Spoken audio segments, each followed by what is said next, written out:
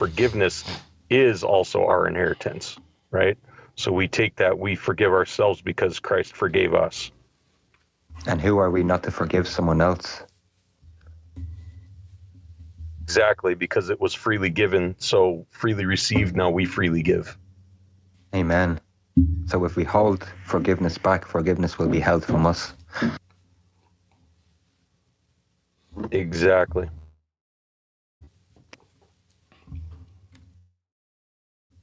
Amen. You want me to talk real quick about that deal with the t-shirts real fast? Oh, yeah, before yeah. you get into it? Yeah, go ahead. All right, so here's what I figured out. All right, guys. So, as far as the issue with the money situation, the code was working just fine. What I found out was if you order any sizes on shirts, sweatshirts, whatever it is, ranging from a 2XL, 5XL, there's a $2 extra charge for the fabric because there's more fabric. So what was going on is there was a technical issue on the website where it wasn't reflecting that extra price. It is justified, obviously, because it's extra fabric, but for some reason the computer wasn't showing that. So and then same thing goes for tall size. So any sizes ranging from a large tall to a 4XLT, it's an extra $4 charge per item for the fabric. So just throwing that out there. That's what we all figured out. Everybody still did get their promo code. Everything still worked.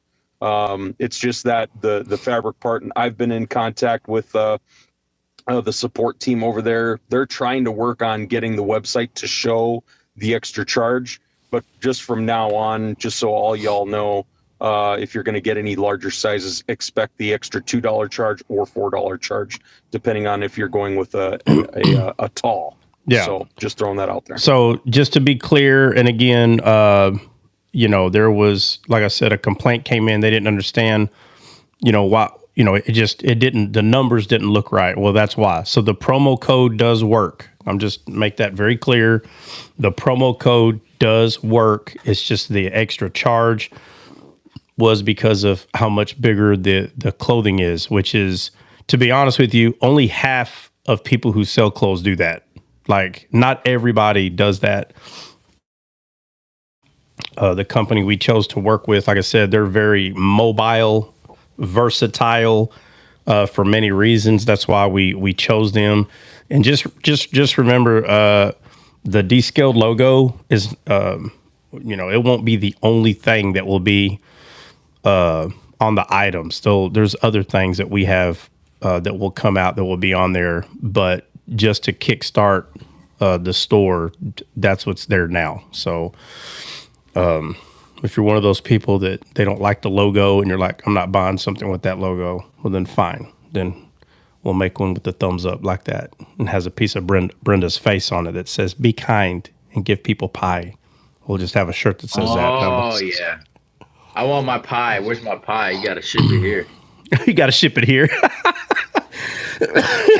put that sucker on dry ice. That sucker on dry ice. Bring that sucker all the way over here, boy. Yeah. All right. So let's see. Yesterday, and the reason that I came in, because I've been pretty consistent on being on time. Those people say, how come you never on time? I was going to burden Dre and tell him to open up, but I decided to just open it, finish what I needed to finish, and then just hop on when I could. So seems like I do that to him at least once a month. But yeah, so Tina, I see you on YouTube. What's going on? Hey, you. What is that? What the heck is that dancing, bro? Hey, you. I didn't know you could put dancing things on YouTube. I don't know what that is, bro. What is that? Is that eyelashes? Is that a pear? Let's see.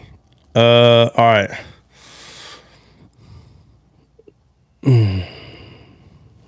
Let's see. Jason Bush, Tubby Joe Rogan.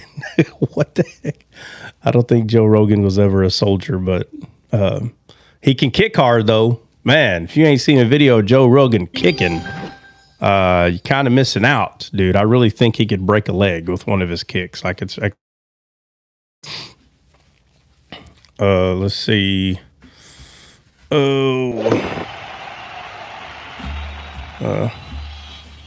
Oh yeah, no, absolutely, man. I know you're just being silly. No big deal.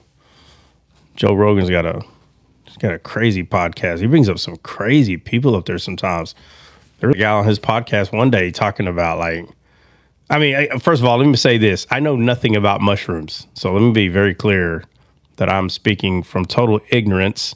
I still think it's funny. He had a guy on his show that is claiming that a dancing pear. Joe Rogan that I don't know where to start with this dude. All right. He insinuated, okay, that Tina Nina. Father was Air Force pilot well, if he's a pilot, he had a good time. That's fun. There ain't a whole lot of them. But anyway, he had a guy on his show that was insinuating that the government wanted to a C-130. Yeah. I've jumped out of those before. But that the government was trying to shut him down. And so Joe Rogan invites this guy on his show, why is the government trying to shut you down? And he said, because of my mushroom knowledge. Bro, look, I don't watch a whole lot of shows, a whole lot of podcasts. This is my show. This is my podcast. I talk about Jesus. That's what I do. But this dude has a hat. It's a brown, bro. He looks like a character in Lord of the Rings.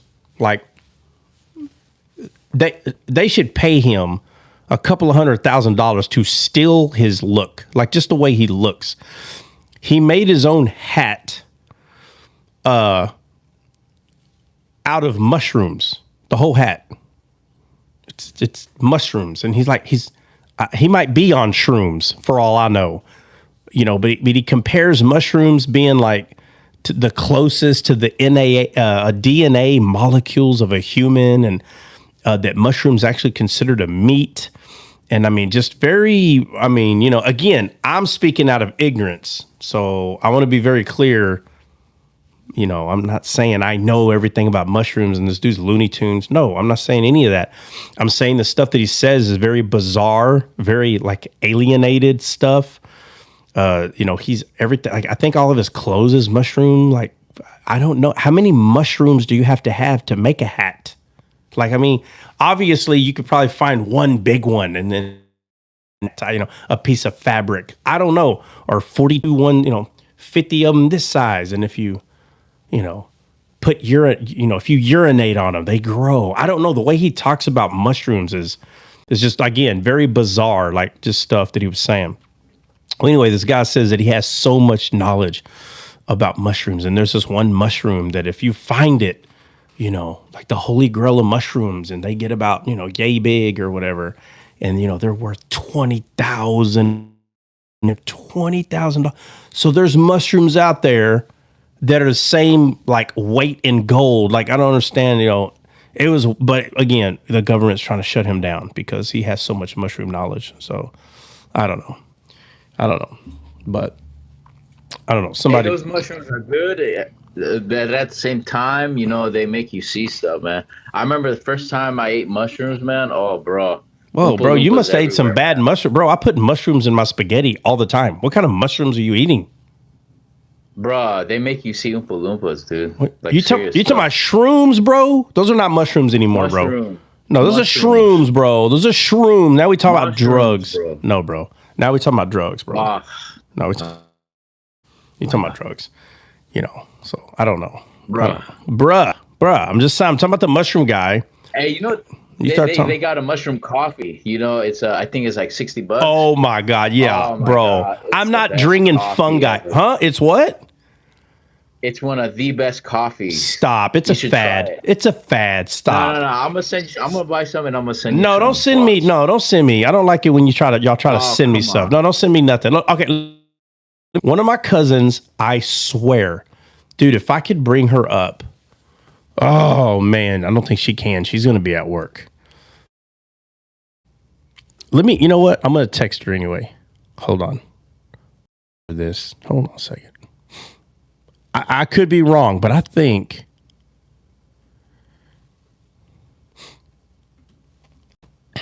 Oh, she slangs that mushroom coffee, huh? I think. She's a dealer. I think, bro. I don't know about all that, but I'm saying I think. Oh, you got to try it then. Oh, hold on. I'm not saying I'm not ever going to try it, but it's very odd to me when you know that mushrooms is fungus. It's fungi, bro. Like, that's probably why you get a high, because it's freaking fungus. Okay? At least caffeine is more natural. Well, I'm not saying mushrooms don't grow natural. I'm saying that, bro, nobody wants fungus on their food, bro. Oh my gosh, you don't know it. Bro, no, I'm telling you that I'm not saying I'm not going to try it. Hey, I got this notification, man. What happened? Flip, you still there? Yeah, I'm here. All right. A thing just popped up because of you, because we're talking about, so we'll stop talking about that. But we know what we're talking about, though. We know what we're talking about. So we could say fungus. We can say fungus. We'll fungus coffee. But listen. Listen. Let me see. Hey, let me see. Hold on. Here we go. Hey, misunderstood. I'm going to bring you up. Hold on, real quick. Hold on. Listen. Do not mention don't mention that. Or listen, you know me. I'm just saying, don't mention the restriction stuff either. I was going to tell him. What? No, I was going to tell him to drop. That's it. Oh, okay. All right. Flip, drop. Okay. All right, later. I already did. All right. Anyway, so no, really, and I'm gonna find out. I sent her a deal. Hold on.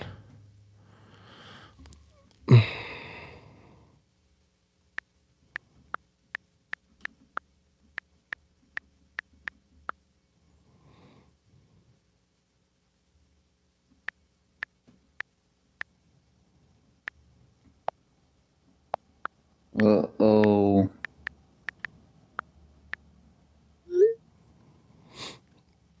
All right. I'm asking her about that fungus coffee. I had to get off to send her a text.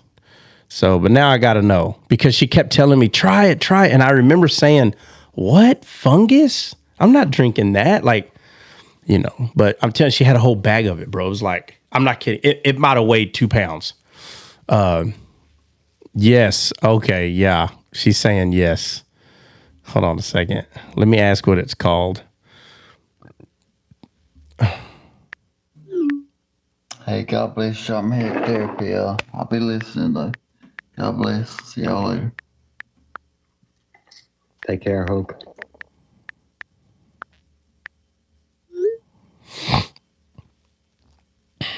Yeah, she's gonna tell me what it's called, so y'all can look it up if y'all don't know what. Let's see. Oh shoot, I keep forgetting to.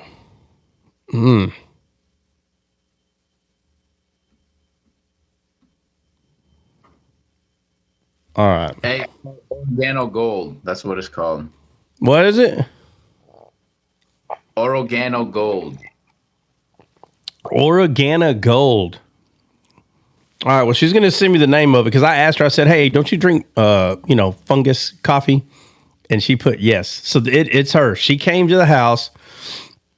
She's still actually going through one of my handgun courses. And she's actually doing really good. But anyway, so she comes to the house. She's like, "Hey, you got to try this out." And I'm looking at that. I'm like, man, I don't know what that is. What is it? And bro, like, it's what it is. It's hold on. I got it right here.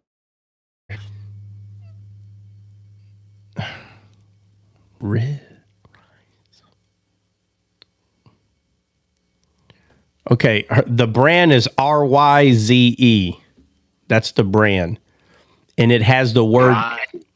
it has the word M, right? And M, and it ends with Oh my God, I got her going. She's like, "Are you planning on drinking some?" I was like, "Can I come over for a fungi party?" Because he's all getting You excited. should, man. You should try it. Oh, It's bro. really good. Yes, Brenda. Oh. Yes, Brenda. Yes, it's brown and yellow. The picture is like the bag. It's brown and yellow. And I swear, I'll bring her on here. Oh, excuse me. I'll bring her on here so she can brag about her ridiculous fungi coffee. Let me see. I'm gonna order some real quick. Oh, well, hold on, Brent. Let me put a descaled logo on it, since you don't like none of our descaled products. Yeah, you should sling that too, man. Oh, stop the nonsense, bro. I'm just being Yeah. silly. Just put a sticker on it and you call it the scale. Oh God, yeah, right. And be like, "Oh yeah, y'all descaled in the skies, what y'all are." Yeah. Hey, how y'all doing up there? Get off the gas, bro. Well, hold on, Brenda. Seriously though, before you order it, I'm sitting here telling you that I've never tasted it, bruh. They want $50 for leggings, bro. I know. I apologize, man. I'm sorry. I can't. I'm not the ones that make we don't make the prices. We don't make the prices. But anyway, seriously, if y'all go sick, do not get mad at me. I'm sitting here telling you I've never tasted it. I don't know if it's good or not. No, Brent, I know you're kidding. I don't know if it's any good or not. Flip is saying it is, but you got to remember he's Asian, so the Asian people. Oh my gosh, it's not about just they being can- Asian. they can- bro. they can it's eat- really, really good for you. They don't have a lot It's of good for it's. You won't get that crash from the caffeine. You know what I'm saying, bro. I don't ever. Why do people say that? I don't ever get a crash from caffeine. I don't get a crash from it. Oh, Now, yes. if the sometimes I'll get a sugar crash, creamer or something like in my coffee, bro. I can after about 30 minutes, I feel it, bro. And I was a kid, like even kids feel the crash. I don't care how old you are. You eat a bunch of sugar, excuse me, you're gonna get the crash. And I have learned since I was a kid, I don't like it. But because I'm 10, I still want that Twix. I don't know how to say no to the Twix, right? But then you get, 18, 22, and you're like, wait a minute. You just get so tired of the crash, bro. You get tired. Me personally, I got tired of it. I'm like, dude, I'm so done eating. That stuff makes me crash. I can't stand it. And so, it's very rare that I have like a sugar rush. That's why I don't put anything in my coffee, bro. I can't stand it. I just can't. And I've been like this since I was a kid, but I still like a Twix. Okay, I see. Oh yeah, God, guys, I need some people over here YouTube live. I can tell you don't feel at home on the YouTube live. You feel more at home on let me see what this says on TikTok, but I would appreciate it.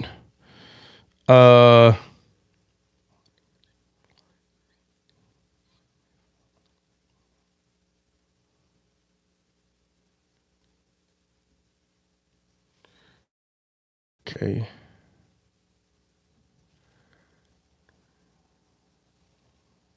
All right. All right. All right, so where are we at, guys? I know yesterday, it's grog. I know yesterday we went over, let's see. I proved once and for all that I was God's favorite. Okay, so I'm glad that's finalized. I knew one day we were going to have to go through that road. You being the favorite. Yeah. So because of that, we went over,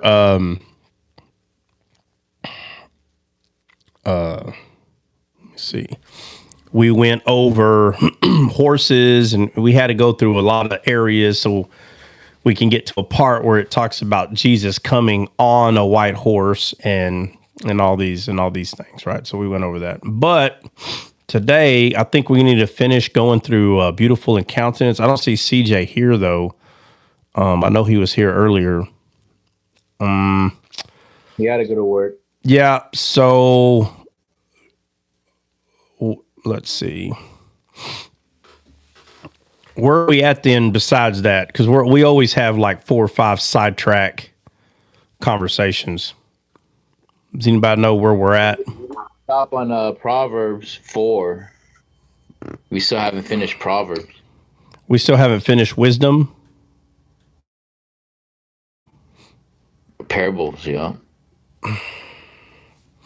Trent, what's going on? Saba, hello. Jennifer, hi. I didn't say hi to nobody. Alex, Bill, what's going on, man? Himalaya, what's up? Brother, God bless you all. God bless you, I think Saba had a question, though. I remember Saba had a question the other day. Oh, yeah? I had a question.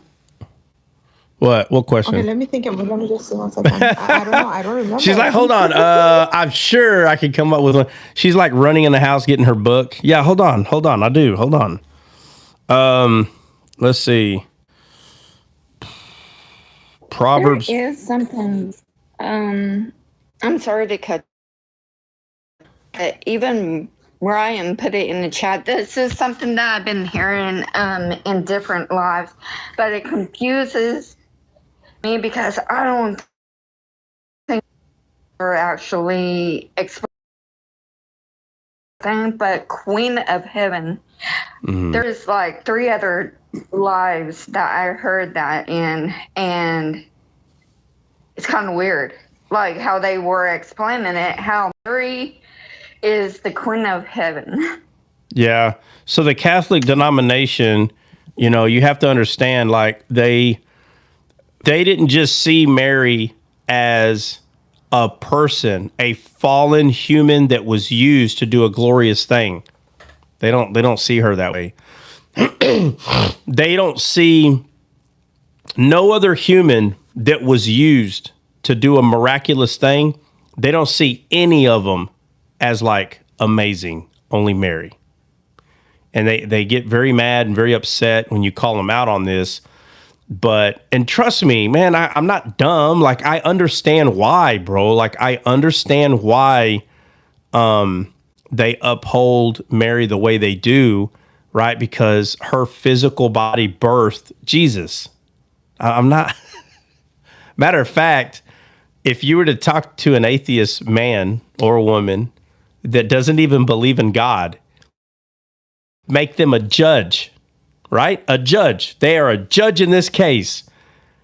If you were to teach them like why, like what the Bible says, why it says it, and then you were to take like, let's say a couple of,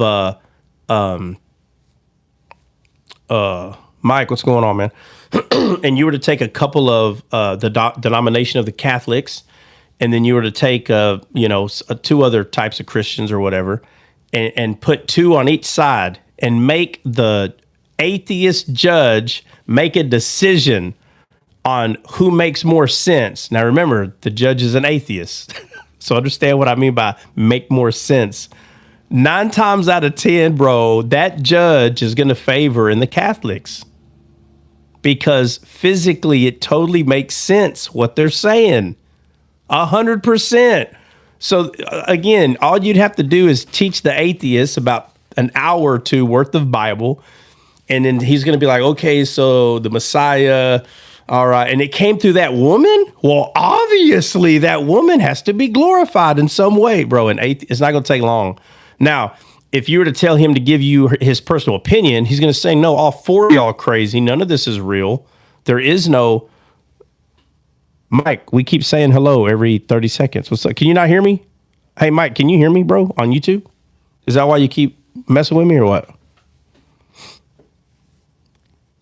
YouTube people?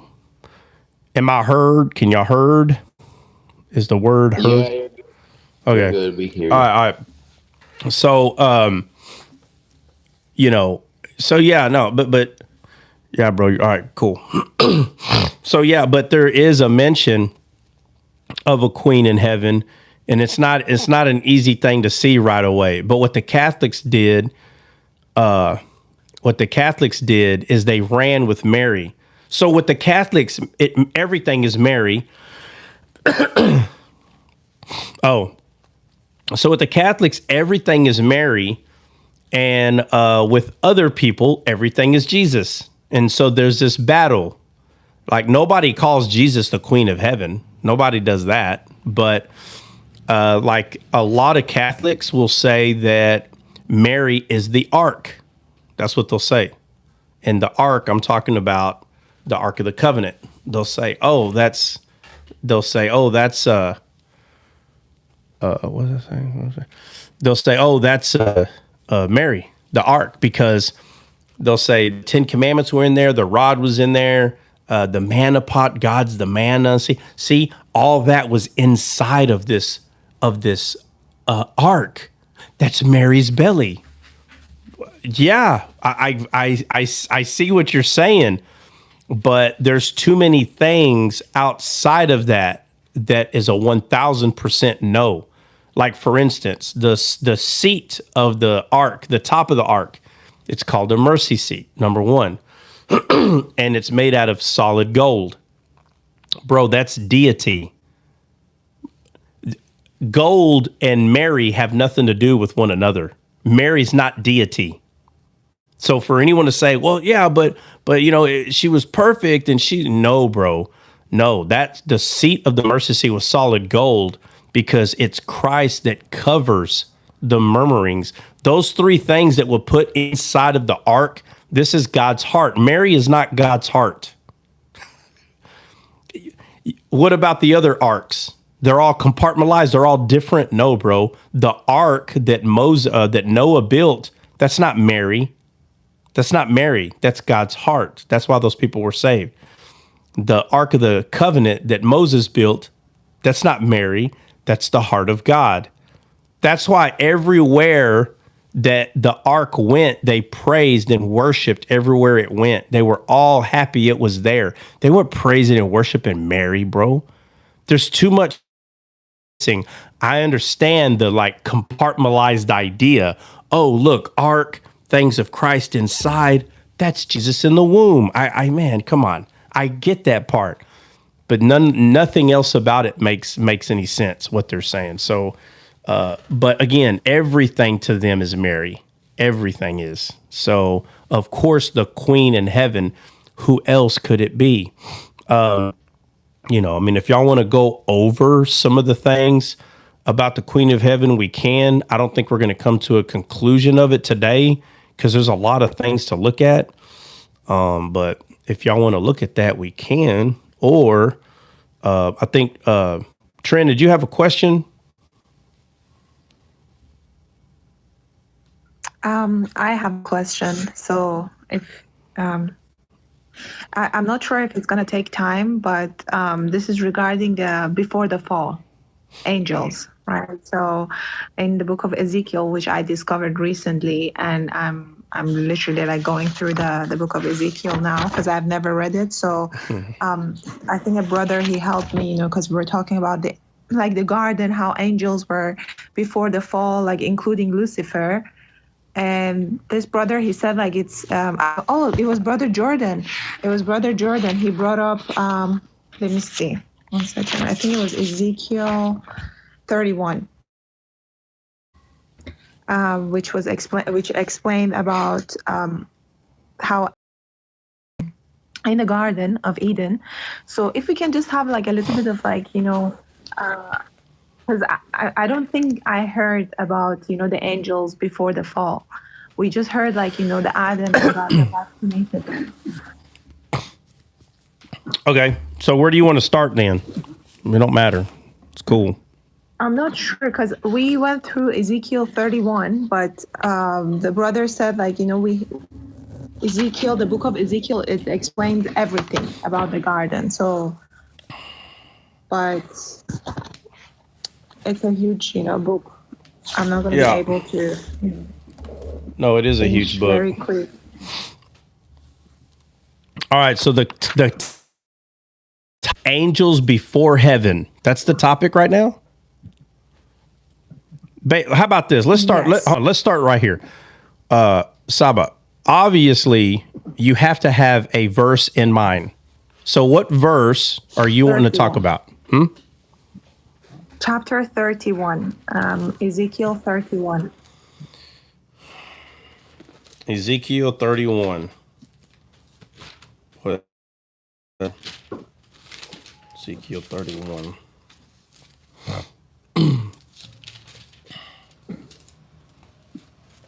Yeah, all right. So 20.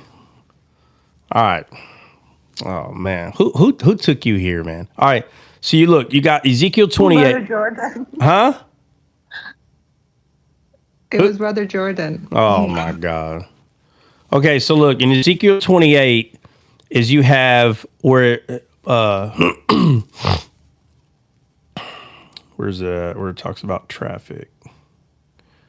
Beholding wiser Daniel, thy wisdom, understanding right here. Okay, so in 28:5, great wisdom, and by thy traffic hast thou increased thy riches. Thy heart is lifted up because of thy riches. Right? So there's two of everything in the Bible. Right? Earlier we were discussing rich, being rich. We were talking about merchandise, two merchandises, two things that are rich, because it goes back to the two sights, and whatever kind of sight you have, that's the kind of belly you have, and the belly that you have is based on the root. So there's a root that's in you, or I'm talking about a fallen person, right? So we start talking about angels. Angels had a choice. They had a choice. Satan had a choice. Adam had a choice. Everybody got a choice. And then people say, no, there's no choice, because if you don't choose God, you die. So then therefore there's no choice. No, you choose your death. What do you mean? What do you mean you have no choice? And they're like, no, I choose not to go to hell. These are the same kind of people that, that are born with the certain skin tone, and they go, nope, I choose not to. I'm not that. I'm telling you, when the Bible talks about a reprobate mind, you can literally lose your mind. You can lose it. You do not want to accept what you're looking at. You don't want to accept what your eyes can see in this physical world. You don't want to accept it. Okay? It sounds good, right? It sounds good to be your own God. If you don't know what being your own God is, I'm going to show you. It is literally this simple. Right here, I'm holding a cup. Do you know there are people that can say that's not a cup, it's a rabbit, and it's perversion. Notice their mind. Now, each one of them may give you different reasons on why they're disagreeing with you. Maybe someone's disagreeing with you because they're your brother or sister, right? So let's say I have a brother or sister, and I say, look at my new cup. And they go, that's not a cup, it's a rabbit. And they're just trying to prove you wrong.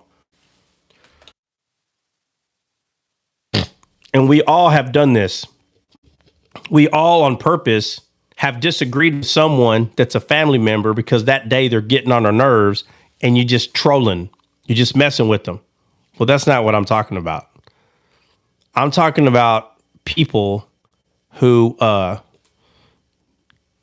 Kathy Peacock, your name sounds familiar. Kathy, why does your Peacock? That name sounds very familiar. Why does your name sound so familiar? If I've forgotten and it's my fault, I apologize. If I was rude to you in high school, I apologize. Oh, okay. All right. I always tell people that if I stole your French fries during lunch, I promise I will buy you some more today. But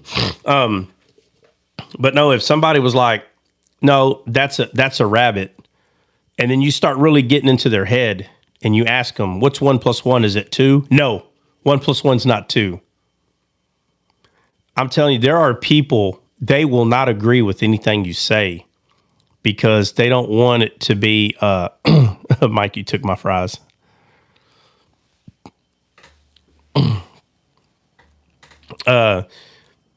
This is scary because they say the way you think is scary. So it's a big deal, and it's real. It's alive, and it's always been that way, and it all comes from Satan. So you probably will ask, why are we talking about how people's minds deviate from the truth? So why are we talking about that when someone brings up angels before the Bible? Well, it's because you're bringing up the book of Ezekiel, right? And she wants to go to Ezekiel 31, right? And so the reason why I'm going to 28 real quick is because I'm showing that when you start going through Ezekiel, you see a lot of reprobate mind happening in Ezekiel. And we're talking about angels. And we know that the 1/3 of the stars went with one who had a different merchandise. So there were two things being sold. What does that say? Cornerstone? What? I don't know, Trot. It says, everywhere that Mary went, her sheep were sure to go. Oh, because we're talking about Mary. Mary had a little lamb. Yeah, the denomination of the Catholics probably made that song up. I don't know. I'm pretty sure you stole mine. Extra crispy, please. Oh, man, I'm out of there. I'm going to be buying a lot of French fries. Who is that? Hope? Hey, Hope, what's going on? Yeah, so Ezekiel 28, a lot of it's talking about pride. And I heard people were saying, what did Satan do? It was pride. Well, obviously, there was pride. He is the father of all pride. So, yes, it is true to say that it's pride. But what was the issue? And the Bible actually tells us, like it actually tells us that it came down to him selling his merchandise. That's what it came down to, right? Selling his merchandise. It says, you were beautiful until iniquity was found in you. In you, until iniquity. You didn't know. That's the serpent, the iniquity. And it says, through your much merchandise. So he's selling a merchandise. And you think it's a coincidence that the mark of the beast, when you get into the topic, to the conversation about the mark of the beast, you think it's a coincidence that it talks about merchandise.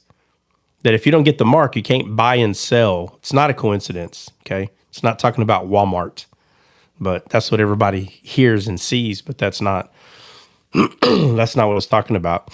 So in 28, it's talking about pride. It's talking about, it says, by thy great wisdom and by thy traffic, thou hast increased thy riches. Traffic is talking about merchandise, right? Lots of riches. And then we get to 7. This is Ezekiel 28:7. Behold, therefore, I will bring strangers upon thee, the terrible of the nations, and they will draw their swords against the beauty of thy wisdom, and they shall defile thy brightness. They shall bring thee down to the pit. Anyway, it's talking about pride becoming ruined, okay? There's only one father of pride. And then we get to 29, and it starts talking about Egypt. But it's on the same topic. We're on the same topic, but we're talking about Egypt now. And let me see. Where does it say? 2 says, Son of man, set thy face against Pharaoh, king of Egypt, and prophesy against him. So he tells the Son of Man to set thy face against Pharaoh, against all Egypt. Speak and say, thus saith the Lord, behold, I am against thee, Pharaoh, king of Egypt. It's talking about Satan, guys. Okay. Hey, somebody go look up the word Egypt and look up what it means. I do not remember. Is Pharaoh Satan? Yes, that's what he's representing. He's representing Satan. Yeah. That's why Moses stood against Pharaoh. Moses stood against Pharaoh. They both had rods, both of them. Notice this. Where did Moses get the rod from? and don't play games. I know Moses already had the rod, and God said, "What is that in thy hand?" But he threw it down. It became a serpent. He picked it back up. Let me ask you, when he picked that rod, it was still symbolizing just the same old rod, or was there something a little bit different about the rod at that time? Anybody? Anybody?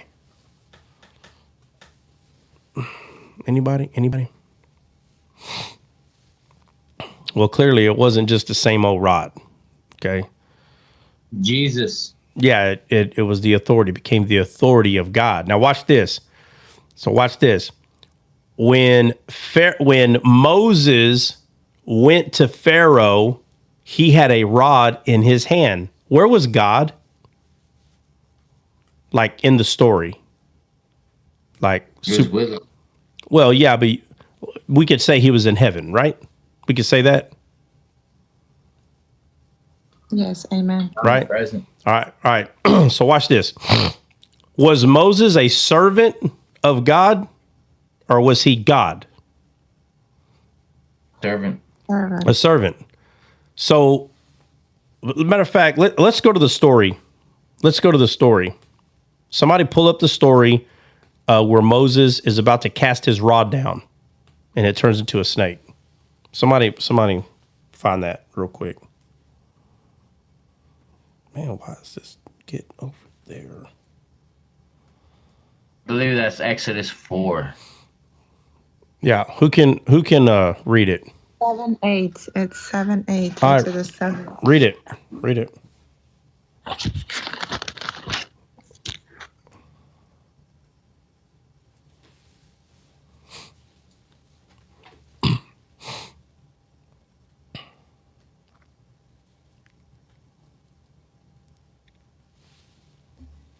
No, but who's going to read it?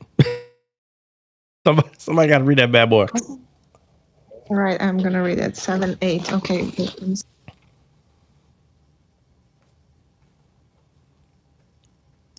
Oh, can you guys hear me? Okay, sorry. So it's Exodus 7 from 8 through 13.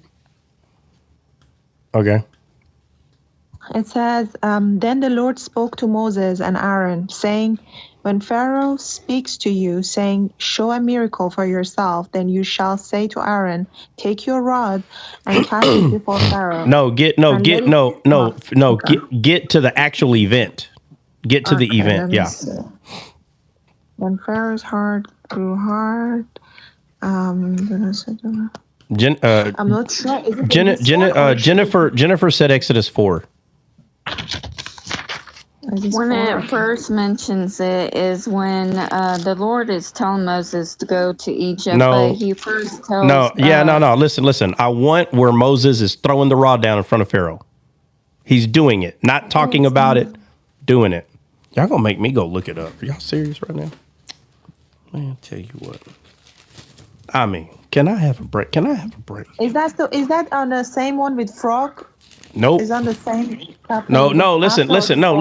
Listen. Where Moses throws his rod down. Listen, I think this is my fault. Listen, when I say throw his rod down in front of Pharaoh, I'm talking about he throws his rod down, and the magicians throw their rod down, and Moses' rod eats the rods.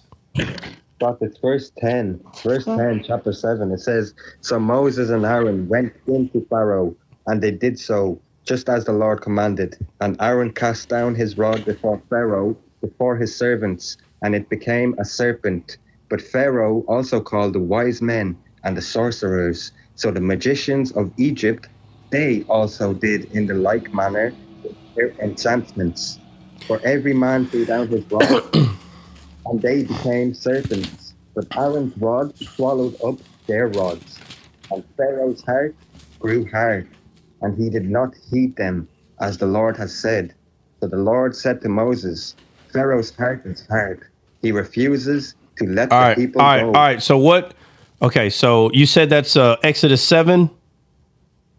Yes, sir. Exodus 7, verse 10. Verse 10. All right, so I'm going to start at 8 real quick. And it says, And the Lord spake to Moses and Aaron, saying, When Pharaoh shall speak to you, saying, Show a miracle. I think, Jennifer, is that what you were reading? That's what I was reading. Okay, my bad. I apologize.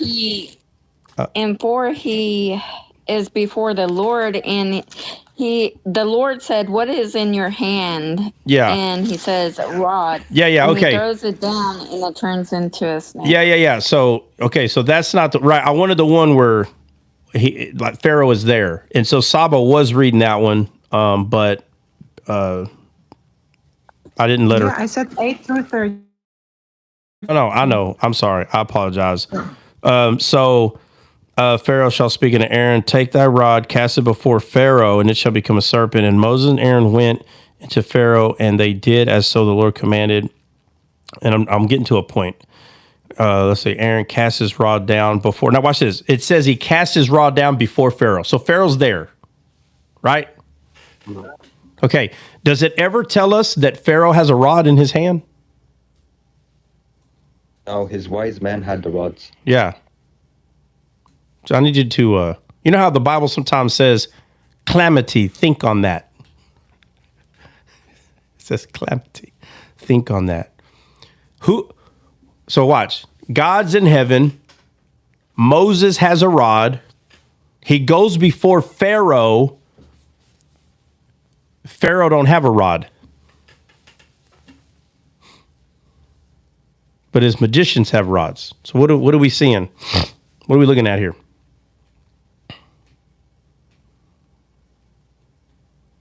Yes, Salah. Pharaoh is not really in control, even though he looks like he's under control. No, because if that's the case, then God's not in control because God don't have a rod. Moses has the rod.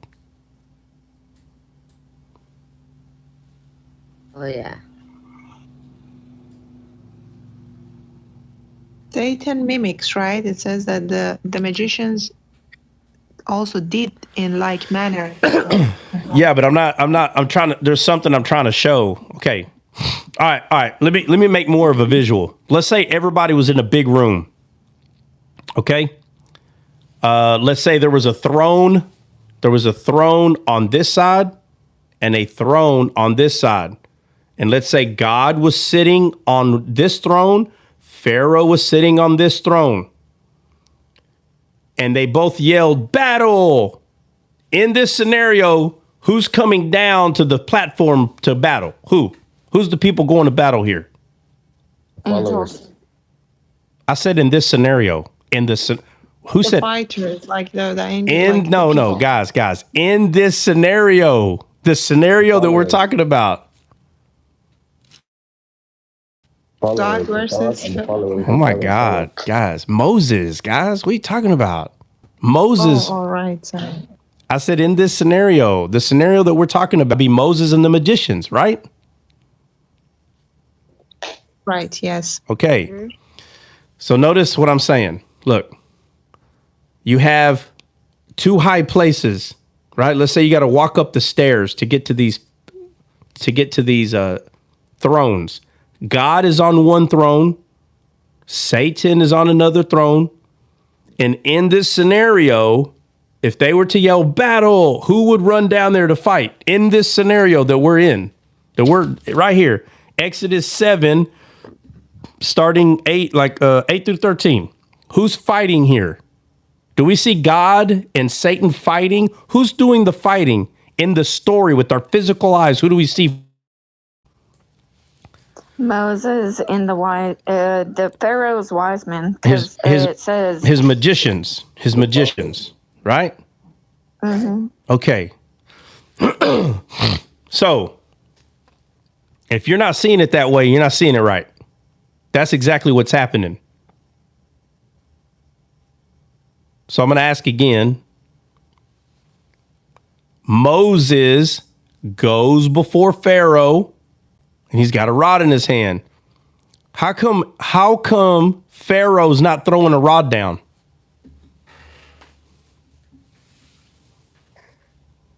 Because he told it says in verse 11, then Pharaoh also called the wise men and the sorcerers, now the magicians of Egypt, they also did in like manner with their enchantments. No, my question is, why is Pharaoh not throwing the rod down? Why is Pharaoh not He doesn't have the power. He doesn't. No, that's not why, guys. No. Because he told his All right, hold on. Let me reverse it. Hold on. Let me reverse it. Why is God not throwing the rod down? Because he gave the rod to Moses. Okay, guys, I don't understand. It's the same way on the opposite side. I'm gonna ask again. Why is God not throwing the rod down himself? Why not?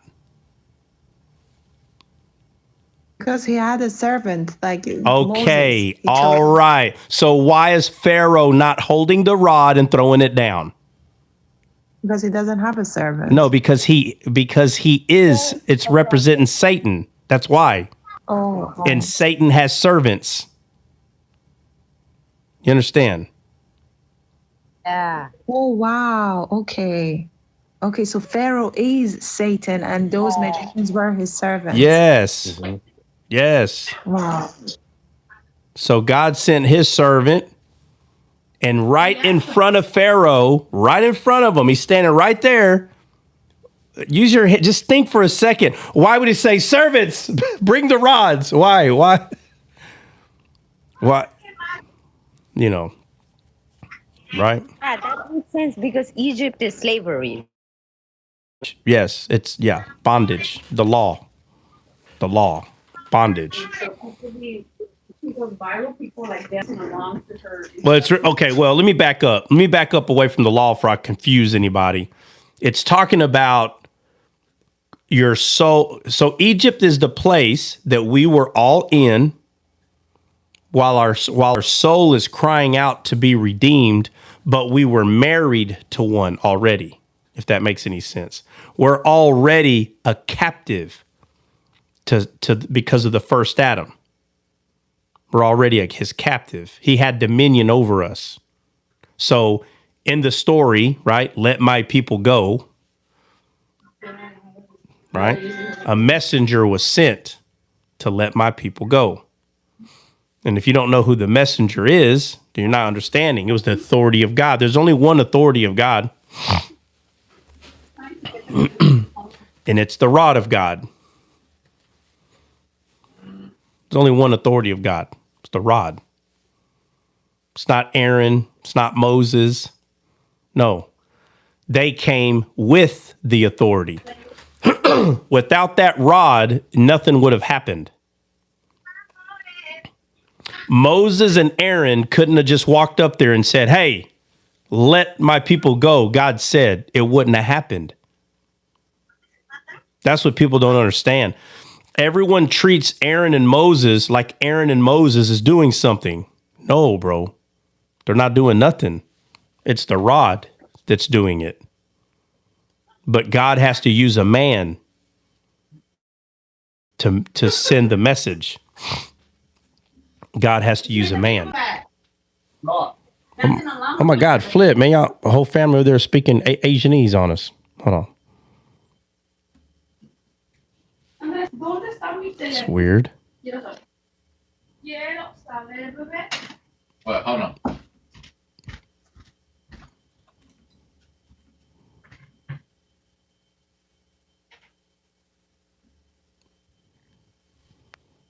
Oh, all right. It's weird. Yeah. So, yeah, I know. I tried to also. I think he had it like muted a different way. All right. I know we're talking about angels before the Bible, but authority needs to be looked at a little bit. That's why I'm going through there. Pride needs to be looked at a little bit because that's where we're in Ezekiel 31, right? But it needs to be seen when you see Moses coming against Pharaoh, and that's who you think's battling. You're not seeing it clearly because we don't battle against flesh and blood, right? Yep. Okay. So when Moses and Aaron went in front of Pharaoh, you have to look at it as though Pharaoh isn't there. These magicians are. These sorcerers are there. Not Satan himself. When Moses and Aaron go before God, just in the story, do they see God?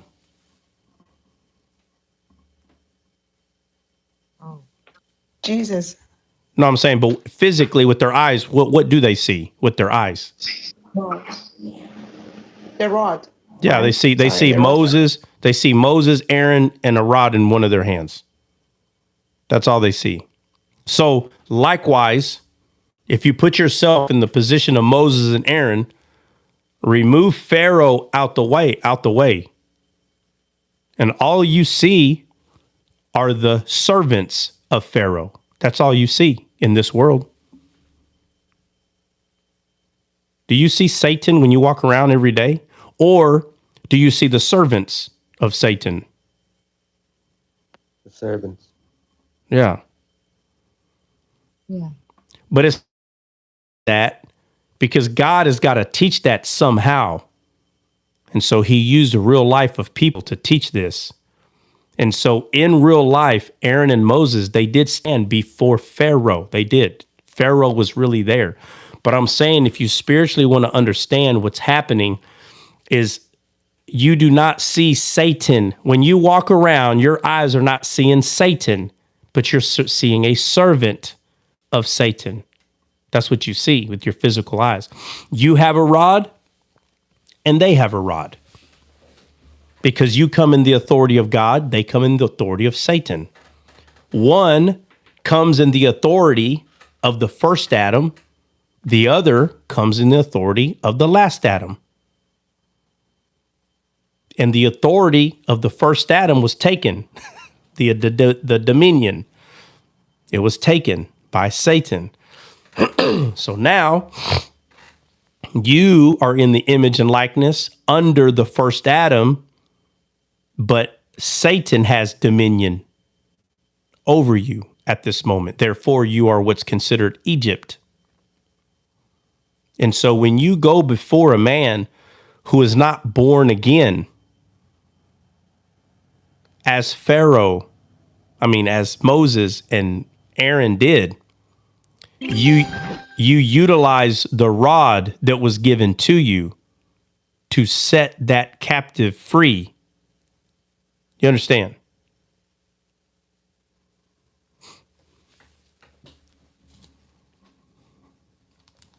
So, but is it you that's doing it, or do you have to use the rod to do it, right? You have to use the rod. You have to use the rod. Right.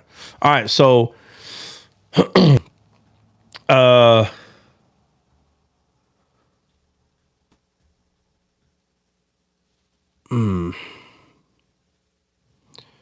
You need some of that Yako coffee, bro. yeah, you gotta have some of that. Yeah, where is it? I got it right here, bro. I got it right here. Right here, bro. I still got it. Bro, I don't want to use it because it's the only one I got. Maybe I could order it online or something. DM me. I'll send you some. No, don't send. I'm waiting for Jay to send me the thing. I was going to send him it. No. Don't send it to me. I'll get some. You need some what?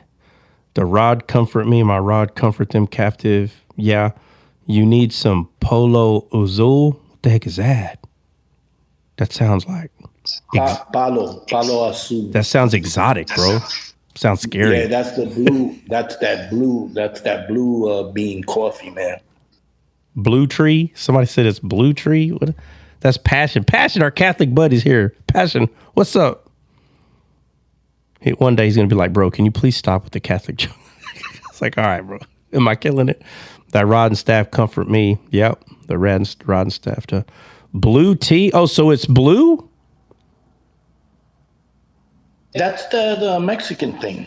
Hold on. But is it hold on a second. Oh, Azul. Yeah, Azul's blue, right? In Spanish, Azul? Yeah, it's blue. So hold on. So the stuff you're drinking is blue? Yeah, actually it is. There's a video on it. Go to YouTube. I am. I'm gonna check it out. Tree bark filters kidneys, obesity with minor pain, diabetes. Oh my God. You guys be piece of a tree bark. Find it by you. You have it. Go to your Mexican bodega out there or supermarket. You'll find it. Oh, okay. They should carry. We got one. We got one of those little places, bro.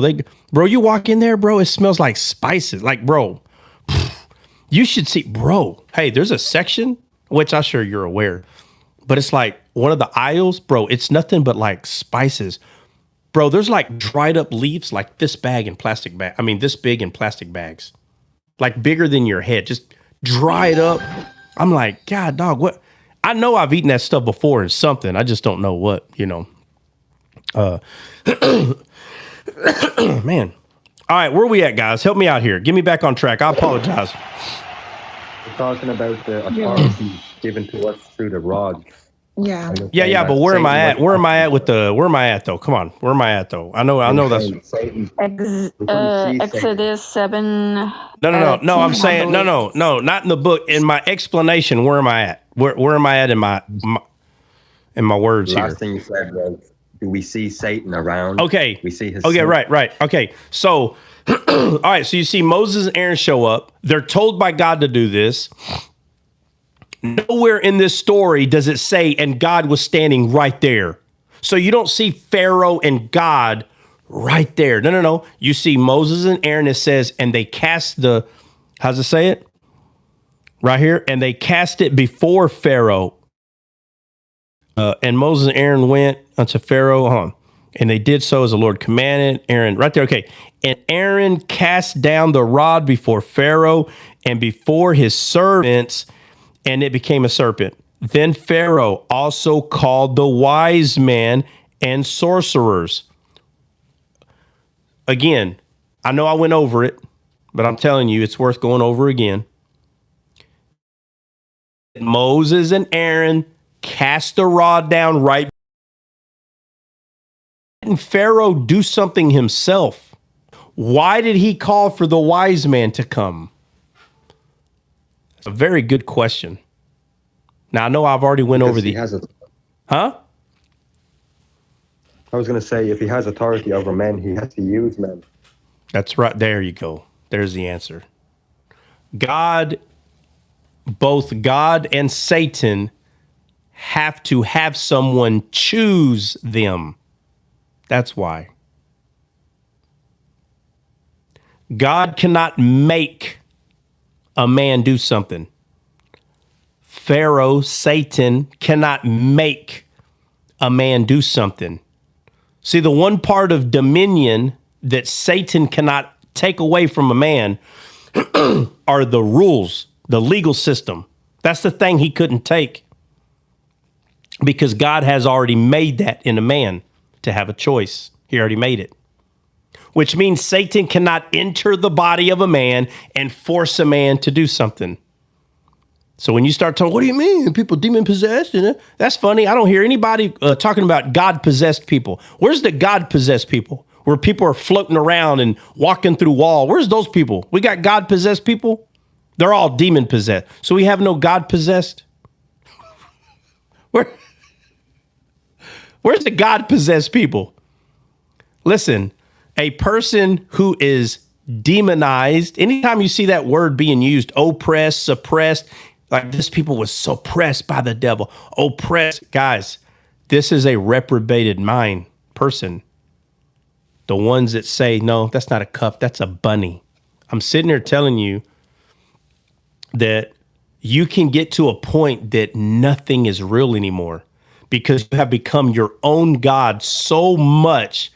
Do you know right now on YouTube, TikTok, you can find people that believe they can get into Super Saiyan mode?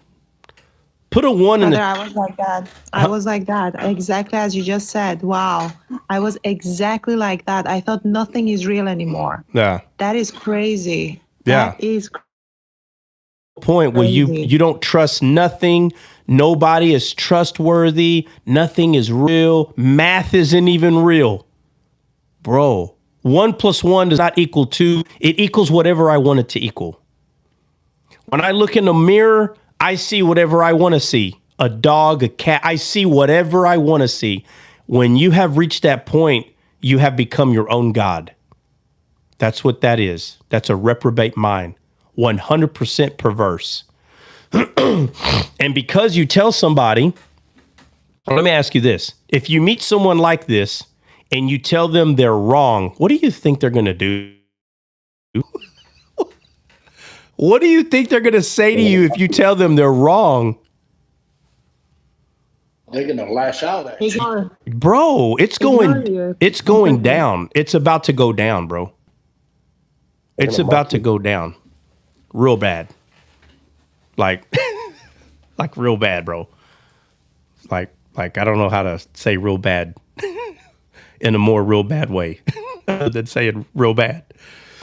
It's bad. It's bad because they have already made themselves believe that it's true. Don't you understand? They got to a point that what they're saying is true. And you come around there and you say, that's not true. Bro, do you know how much energy it took for them to get them to see that truth? It took a lot of energy. It took a lot of time and effort on their part to go against what they're seeing that is true. It's not true. What I say is true. So I'm going over this real slow because Saba said, what about angels before? We need to make sure we understand before we go there. This needs to be understood. So I know it sounds like I'm beating a dead horse. I apologize. If you want to just leave, go ahead and leave. And you can just go to the YouTube section and you can time this. You can play this back to you times 3. And it'll take 20 minutes instead of an hour and a half. I'll be like, have you ever done that? I'm being dead serious. Has anyone ever done that? Like you see a message that's like an hour and 10 minutes long and you times 2 it or times 3 it to make it like 25 minutes. Oh, am I the only one that's done that? No, I've done it. To microwave everything. Yeah. We all done it. Yeah, I've done it, like, man. How can you understand? Do what, Alex? What do you say? When I listen to voice messages that people send me, I listen to it at 1.5, and people are like, "How can you understand him talking?" I tell people all the time if they're like, "Bro, how do you understand what they're saying?" I said, "Bro, all you got to do." There's a rapper. His name is Eminem. His name's Eminem. All you got to do is go find. He's got this song called "Rap God" or "God of Rap" or something. Bro, there's a part in that song. He goes so fast. I had to slow it down. Like I had to slow it down just to understand. Matter of fact, he was going so fast, I really didn't think even half of it was real words. I'm being dead. Rap God. Okay, so there's a song that Eminem makes.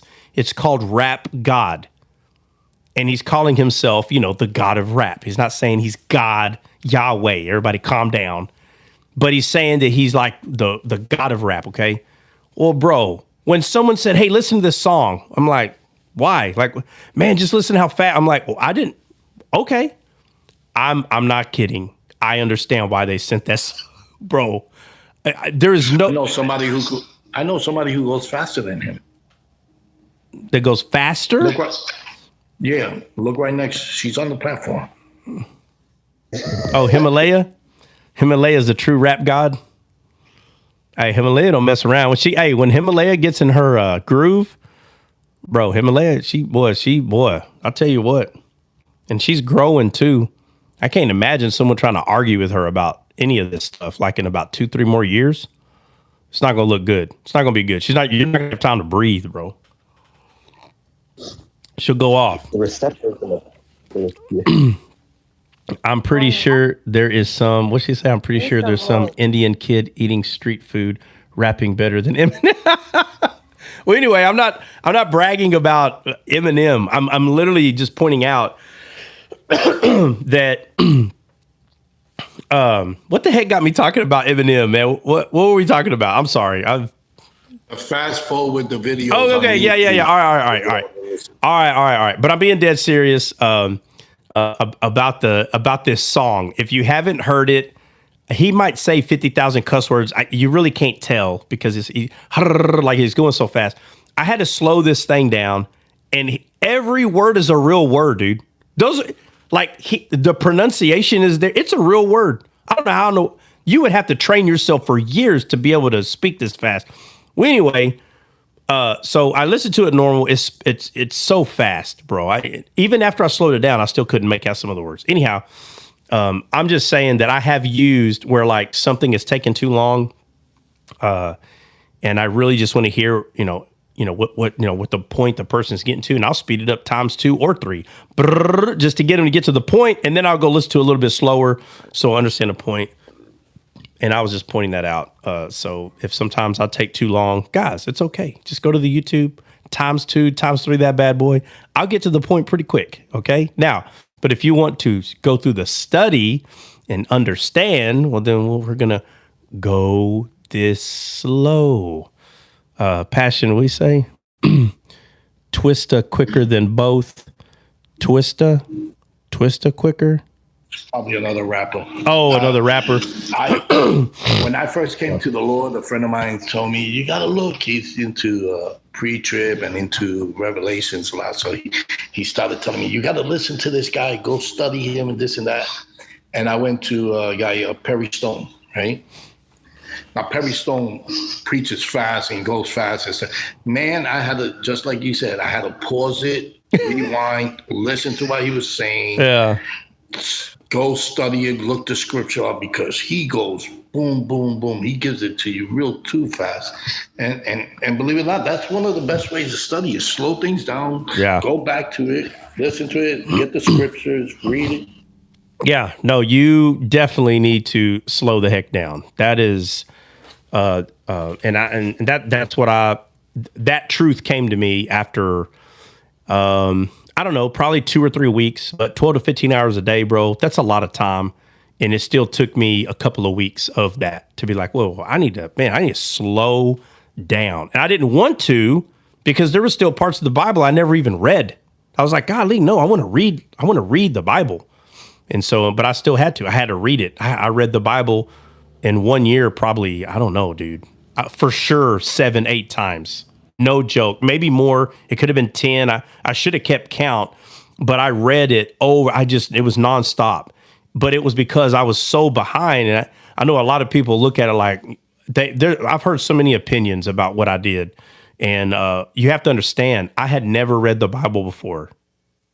You need to understand that. I have never read the Bible, so I had to read it. And after I read it one time, oh man, dude, wow. I was like, okay. Like, I felt like I read Moby Dick. Like, oh, well, like, I don't get what's the point of all of that? Like, that's supposed to make us smart was the Psalms and the Proverbs, right? So like within of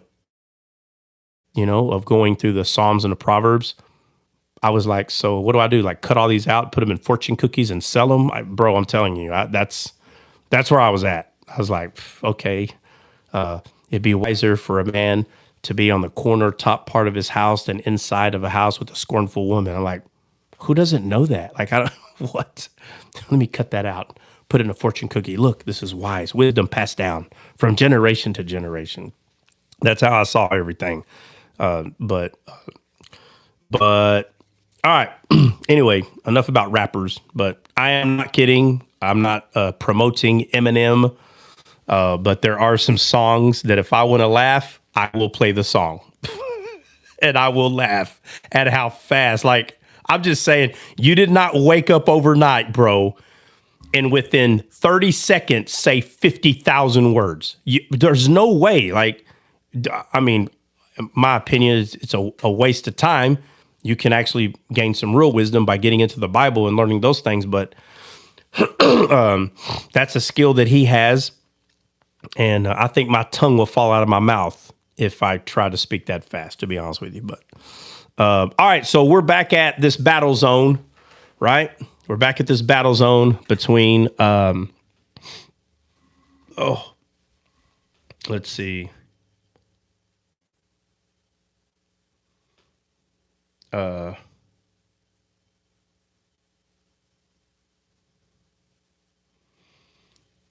Daughter of Zion, what'd you say?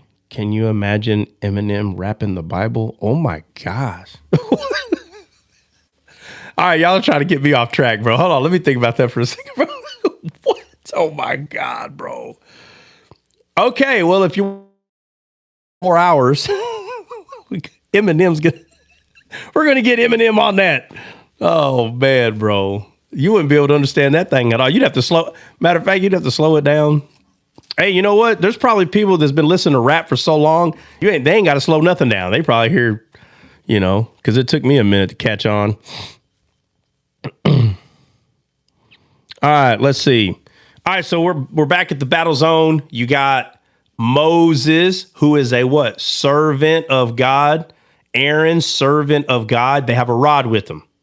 So let me ask you this. As soon as they showed up in front of Pharaoh, can Pharaoh see the message? Homeboy, what's going on, bro? What message? What message you mean? Like, You could only see the message once. All right. So let me ask this. Let me ask my homeboy. Guys, that's my cousin right there, BJ. I gotta ask him. Hey, bro, are you sore? Don't lie. Just give me a yes or no. Give me a yes or no. I just want to know if you're sore, bro.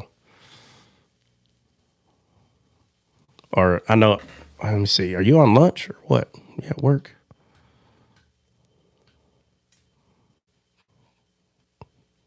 Well, he said homeboy and you hopped off. Nope. And had to climb the stairs too. You're not sore?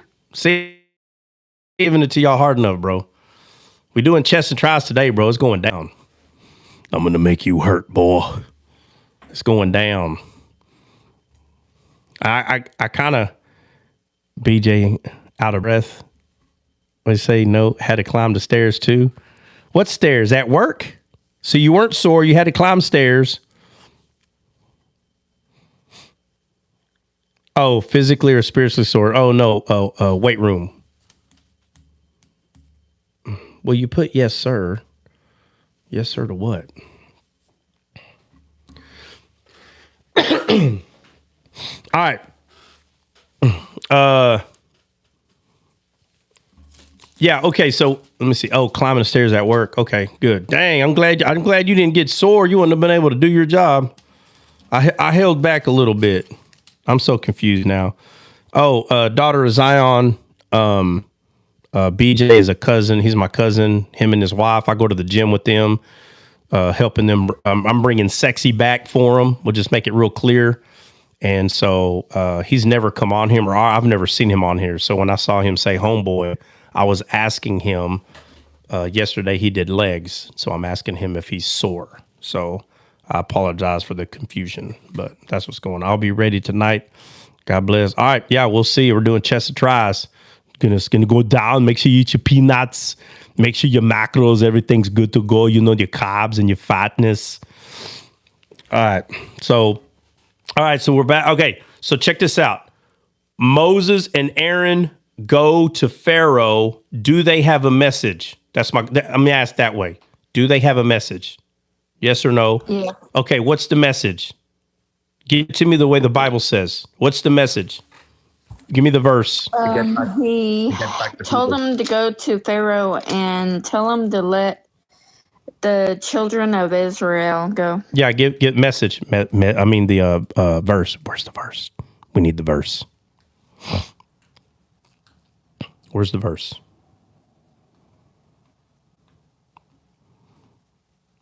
Anybody? It says start in verse 1 of 7. And the Lord said unto Moses, See, I have made thee a god to Pharaoh, and Aaron thy brother shall be thy prophet. Thou shalt speak all that I command thee, and Aaron thy brother shall speak unto Pharaoh that he send the children of Israel out of his land. All right. So the message is not let my people go. What's the message? You just read it. Out of his hand. Okay. What verse is that? Just so everybody knows. Where's it at? 7:2. All right. 7:2. Thou shalt speak all that I command thee, And Aaron thy brother shall speak unto Pharaoh that he send the children of Israel out of his land. Why are they called the children of Israel and Israel doesn't even exist yet? Why are they called that?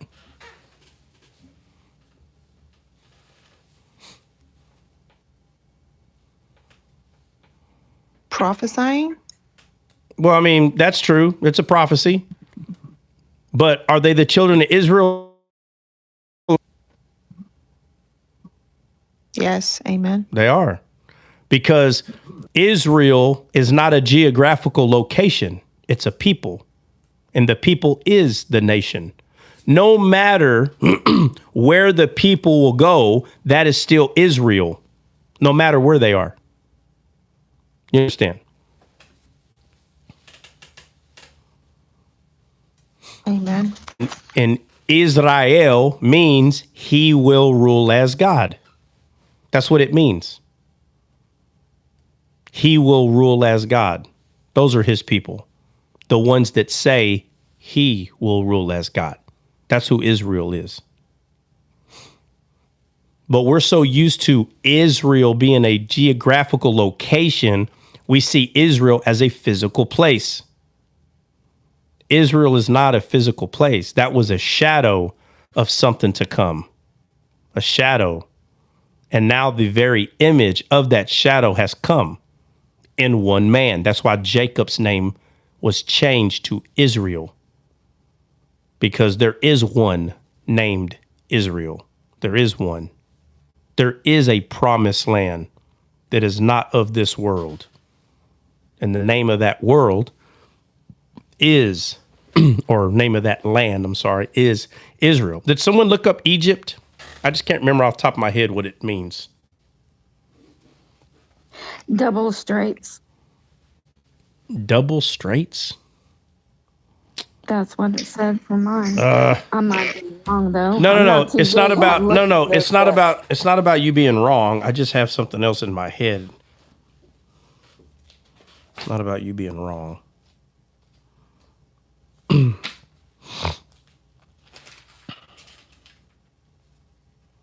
Is it a place of wickedness and destruction? Let's go to Exodus 7. I don't mean y'all, I'm talking to myself.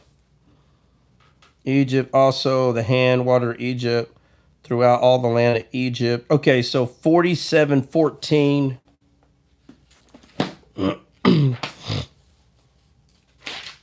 47:14. It's a duel of Mineshran.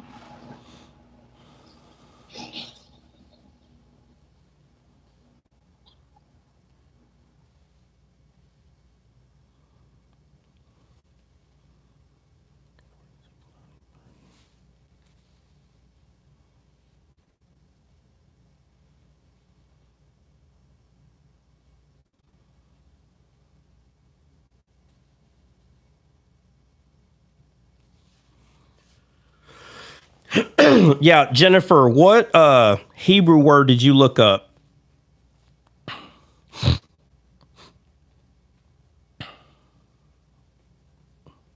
Egypt, and I looked it up in, let me see the verse. It should be 47. What's the number, Bill? 47:19? 47. Hold on.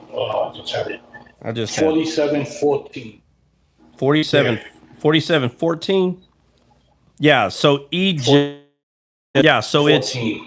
yeah, so 47:14. That's Egyptian. Yeah, Egyptian. I know. So it's Mitzrayim. Mitzrayim. That's the word, okay?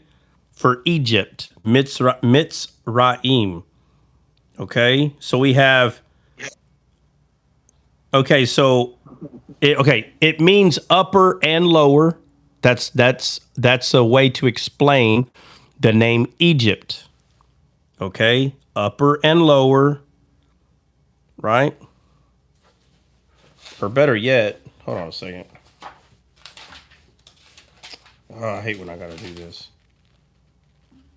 I see where I got double straits. It was the word Egyptians and not Egypt. So double straits is Egyptians. Yeah, but so there is a dual, but you got to remember okay, so for instance, the word Egypt that I'm looking up, okay, it's in Exodus 7, 3. It says, "And I will harden Pharaoh's heart and multiply my signs and my wonders in the land of Egypt."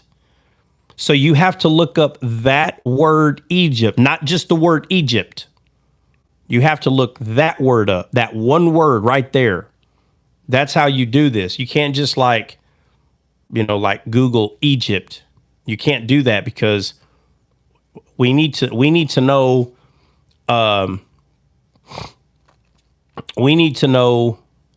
what word was written down in the original text for this word right here.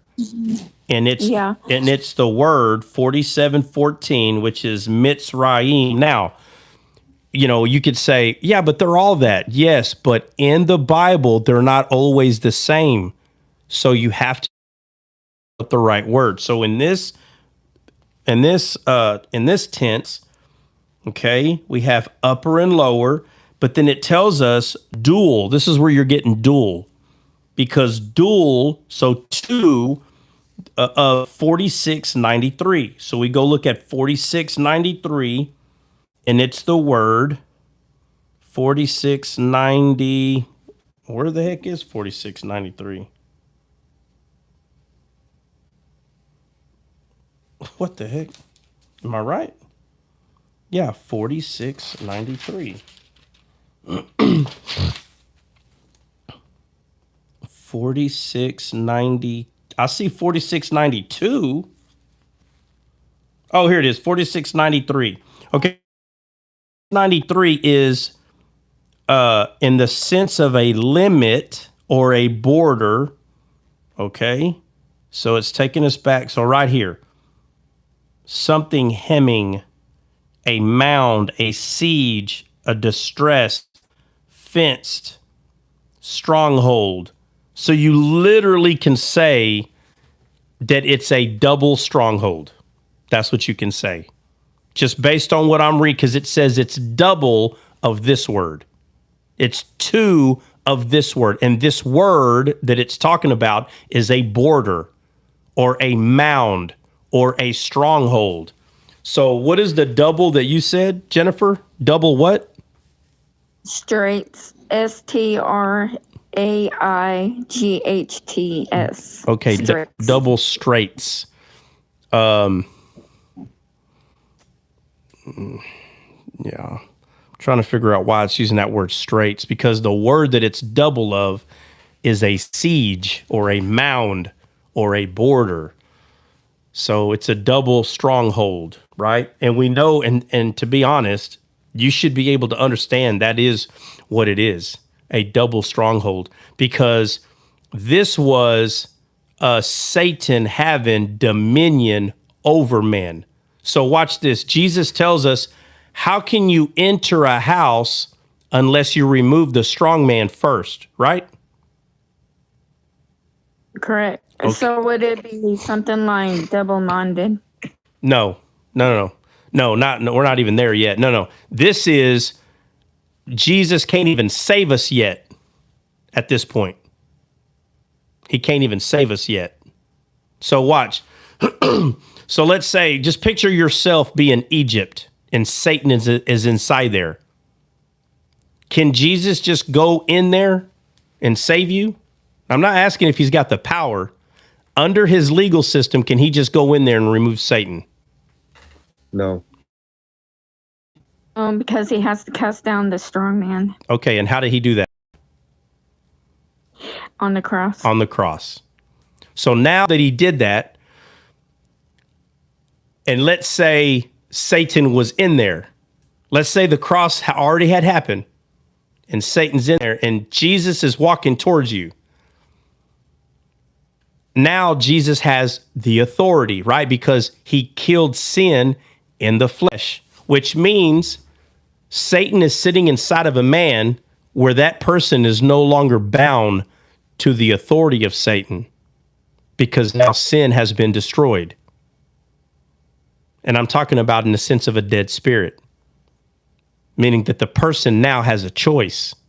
So if the person was to say, I want Jesus to enter me in the legal system, it's kind of like a couple that has separated. Do you know now in the state of Texas, forgive me, I don't know the exact age, but there was a time that someone had like full custody, right? I mean, we still have that. But let's say the dad had full custody. Can the mom just go over there and grab the kid if the dad's got full custody? No. Now, but is it true that the kid is hers? The kid is hers. Yep. But she has no legal right to take the child away from the father because the father has been deemed, right, to have or granted legal custody.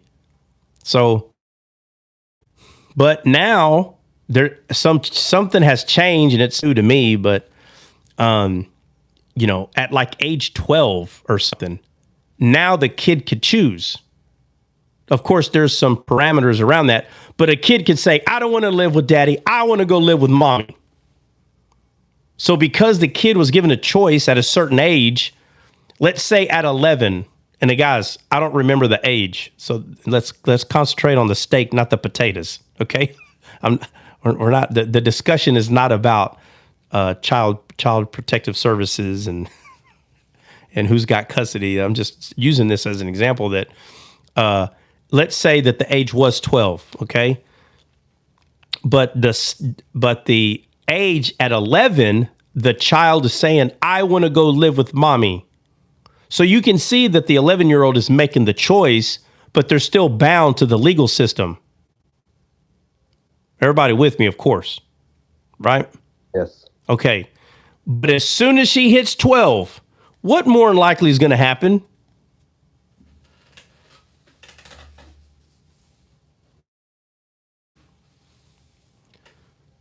When she hits 12, happen more than likely. Or his, the boy. Yeah, the child's going to mama's. She's already been saying she wants to go to mama's at age 11. Let's say that she was 11 and 6 months. That means 6 months down the road, more than likely, I want to go to mom's. And now because of her age, she can be broken from the legal system. But if she says, no, I want to stay with dad, then she can stay there. By her choice, she can stay there, and mama still can't come get her because of the legal system. But if she chooses at age 12, then now the legal system has no authority any longer. The mother can come get her because she had made her choice, right? So God does have a legal system. And I'm telling you, he honors his own legal system, man. He honors it. So it's not weird to me at all that Egypt in this, even though there's a few things you can call Egypt, it doesn't like boggle my mind that it means like double bondage. Like double, not just one, two bondages. Why? Because the flesh is going to be a bondage, right? But the stronghold is bondage number one. So Jesus says, how can you go into a house unless you first remove the strong man? So Pharaoh is told to send the children of Israel out of his land. Why is he being told, send them out? Why? Because you can't go in. Well, but why is Pharaoh spoken? This is spiritually Satan. Why is Satan spoken to as though he has authority to send them out? Because he hasn't been cast down yet. Yeah, but it's because he has authority. That's the whole point. He has authority. Yes. Okay. So does this trying to show that God does not have the strength to just take the children out of there? So does God No, have the he's strength? So does God have the power to do that? he has the Yes, power, all but he won't. power always has been, but there's rules and regulations, Yeah. even in the spiritual. That's what makes God amazing, that he honors those rules. So when people have this game that they, Trot. I'm yeah, sorry. yeah, That goes right into the free will.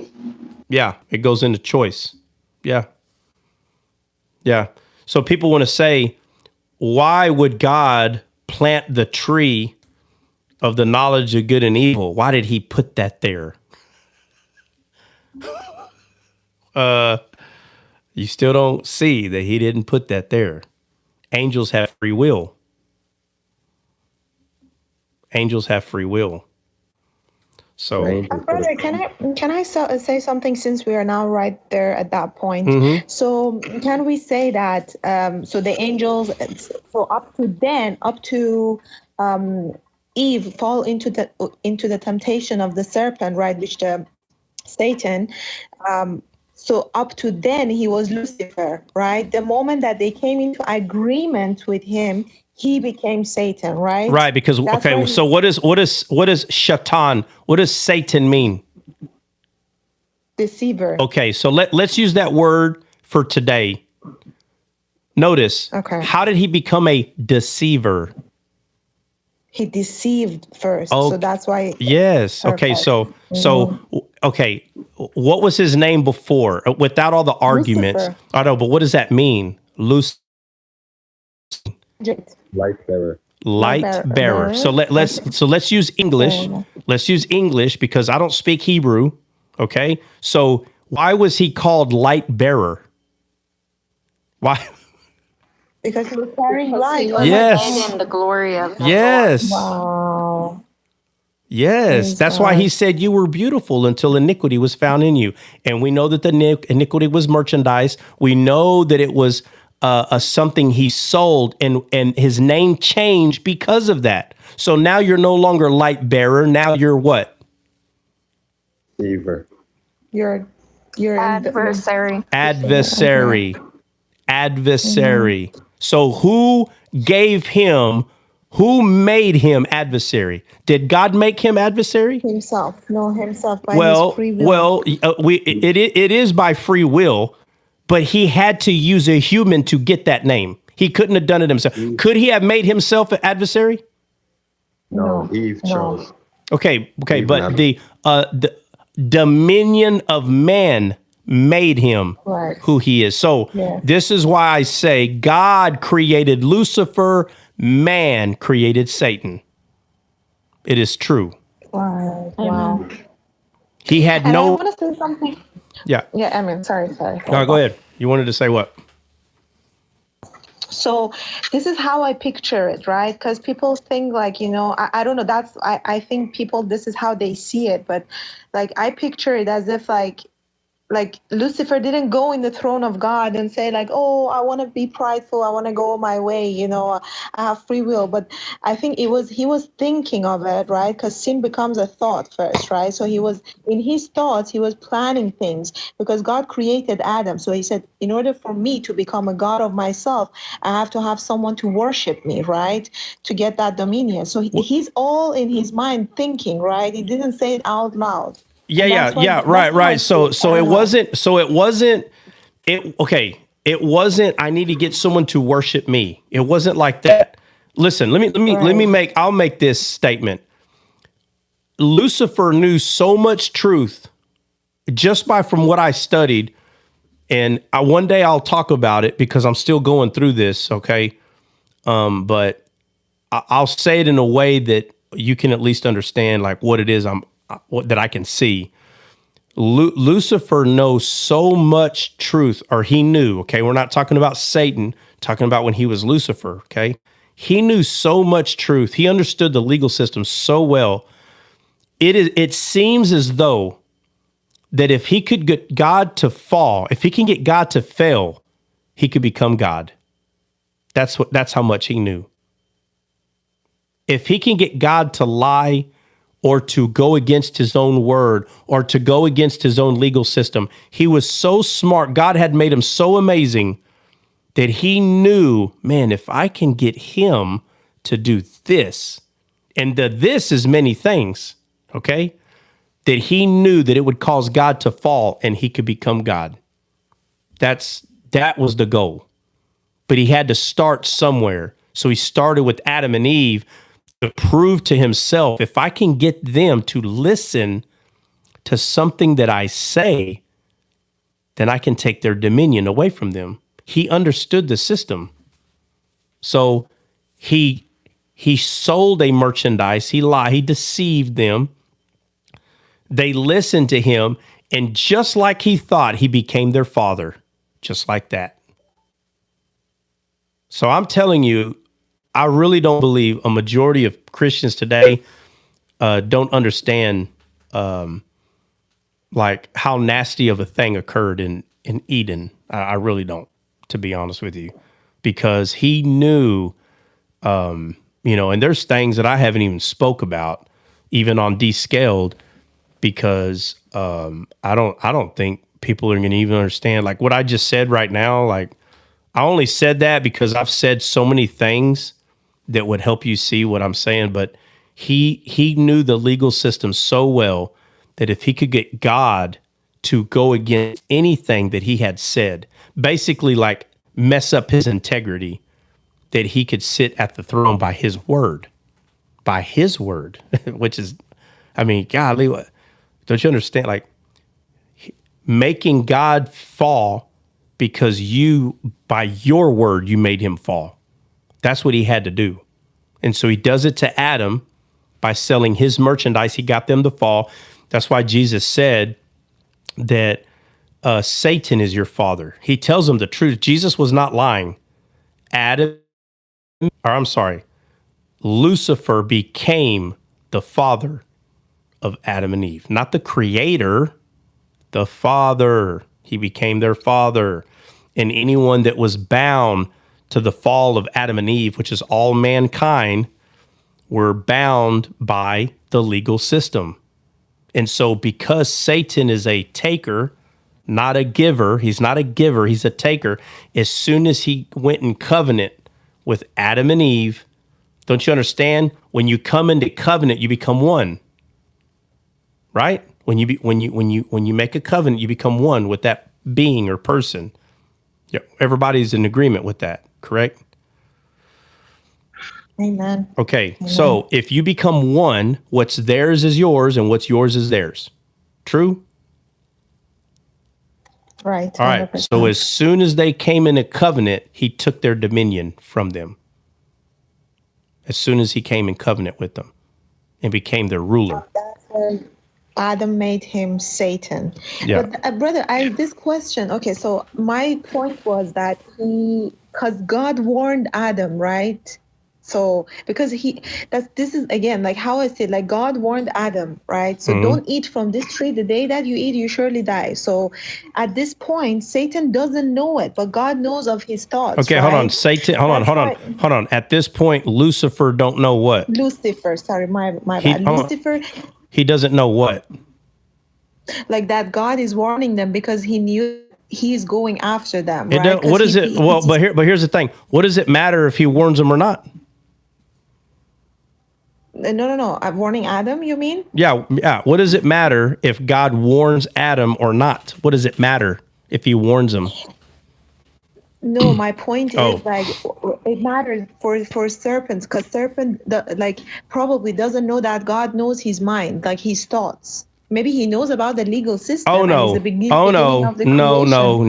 No! He knows that God knows everything, bro. Yes, he knows. Okay, because I thought maybe it's in the beginning of the creation. He just knows about the legal system, right? He does not have that. No. When I say all of God's legal system, bro, I mean all of it. He knows. It's kind of like let's say you start a business and you bring someone in. And let's say that person's helping you with the business. And let's say you may not have all the money, but you have all the ideas and you got a lot of things going. But this person that you trust comes in They can't help you unless they know all the codes to the computer. True or not? Right. Yes. They know everything. They know your bank account code. They know there's not something they don't know. That is what Lucifer was, bro. Period. So God is just basically witnessing. He's just witnessing that how much of like deceiveness and game he's playing, with Adam and Eve to see, All right, watch this. Okay. Watch this. So let's look at Cain and Abel, right? We know that Cain unalives Abel. But before he does,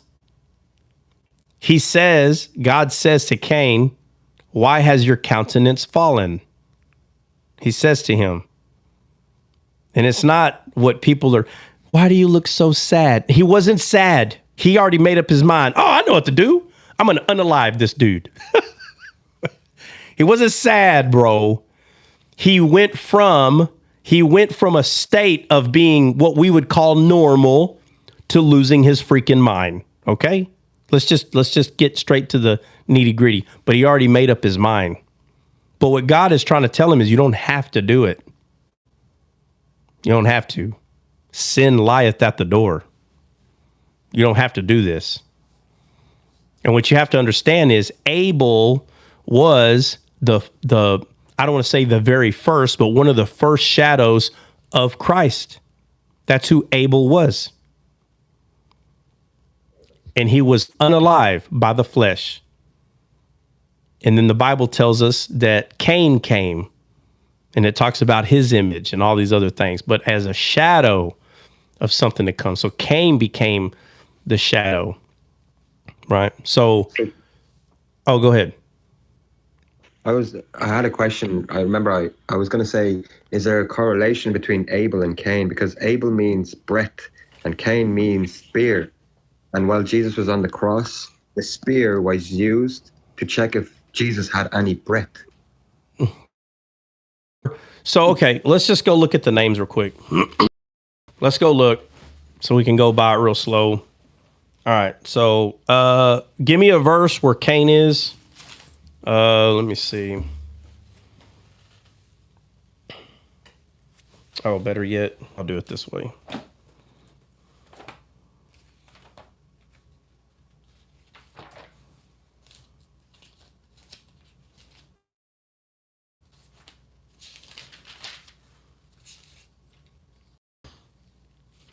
So it's chapter 4, verse 9. Genesis chapter 4. All right, so Genesis 4:1 says, she conceived and bare Cain. All right, so Cain's name is 7014. That is the Hebrew name. H7014. So let's go look this name up. 7014 in the Hebrew. 7014.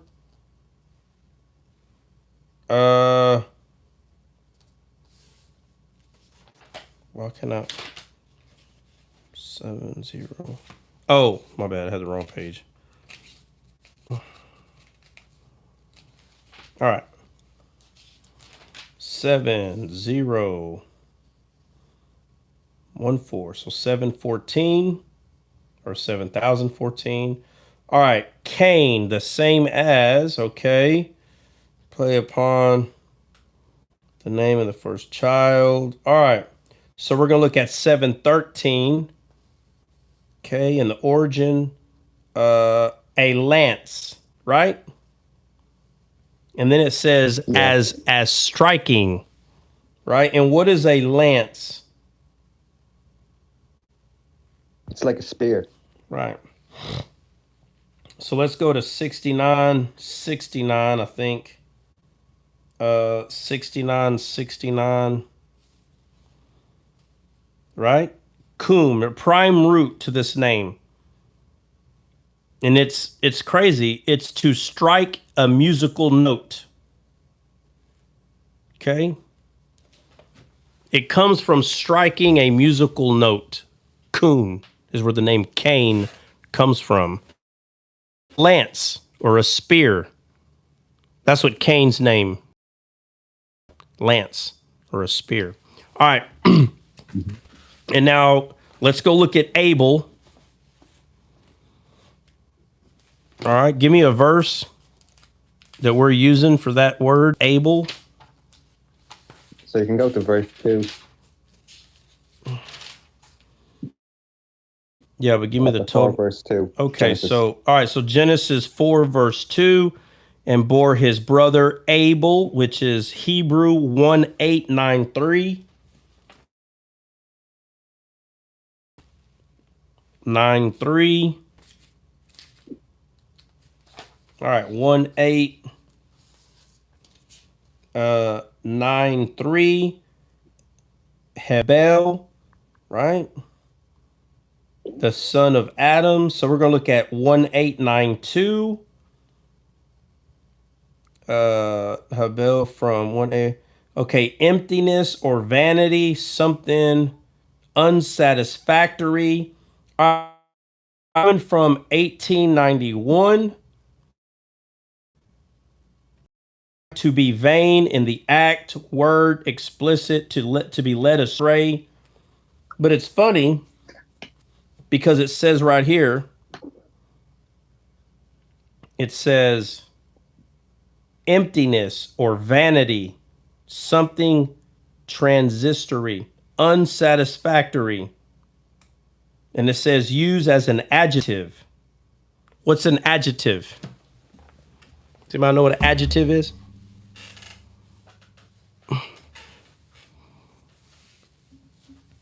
Because that's It's something An action? describing a noun. So give me an example. Yeah. Give me an example of an adjective. Like beautiful? No.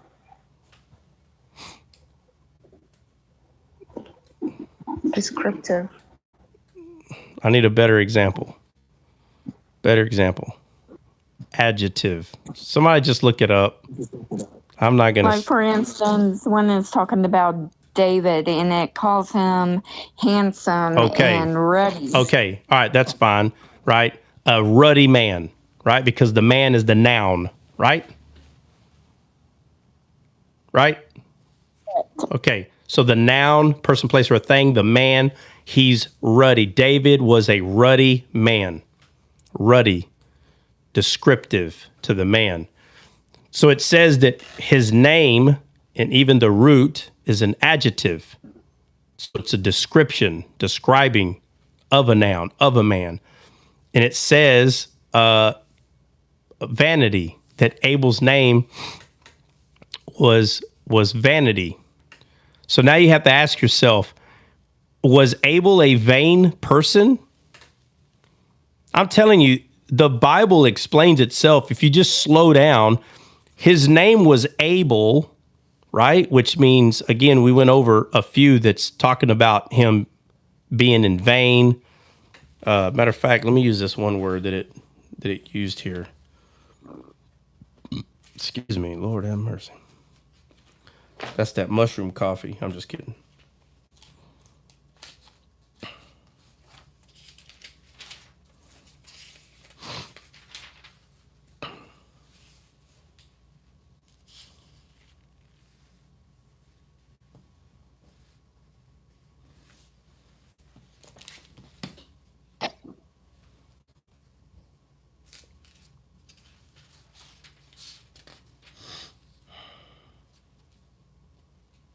So when I looked up Abel's name, it's saying it means breath or vapor.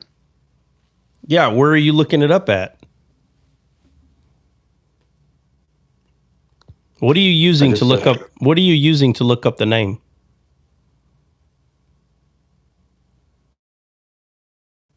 Some so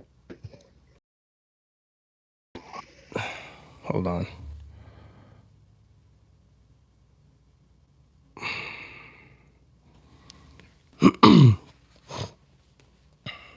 All right. So is it giving you the word?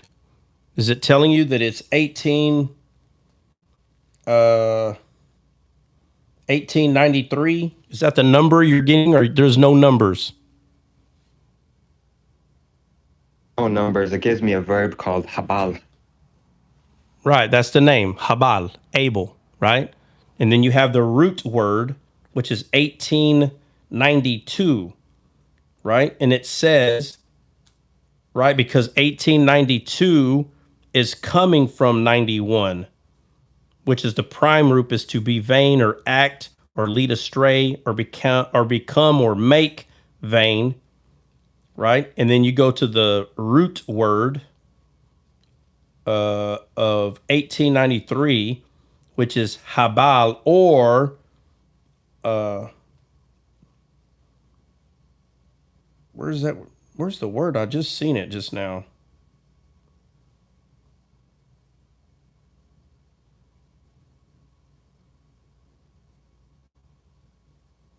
Let me look at this word right here.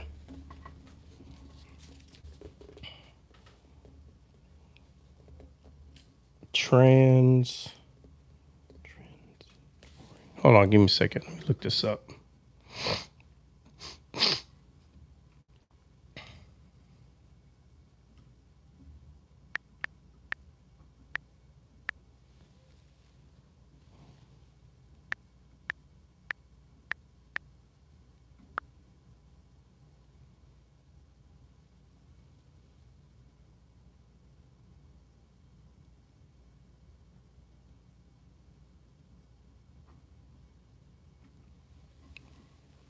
Yeah, okay, so the root word comes back to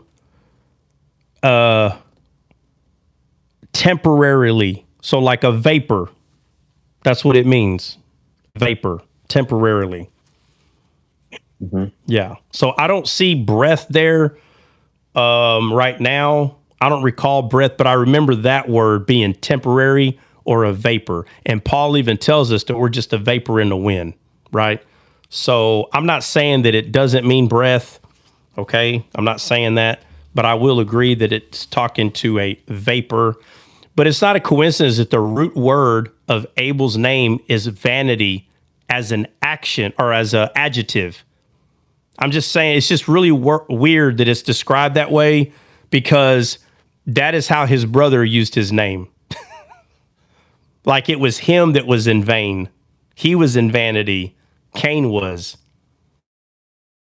But that's probably how he saw Abel. I'm just saying it's not a coincidence that it's not that that his name could be used that way as an adjective. Who would be describing him that way if it wasn't for the sight of his own brother, that he was being in vain? He's using vanity against him. So yeah, vapor. I can see his name meaning vapor. Meaning breath. I don't recall his name meaning breath. I'm not going to deny that because it does say for a short time or a vapor. That's the word I'm getting right now. But what I will say, it's not a coincidence that his name also means vapor.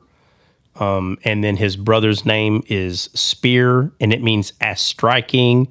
So yeah, I don't see any of that as a coincidence at all. I really don't. So anyway, why do we go on this Cain and Abel rundown? What do we?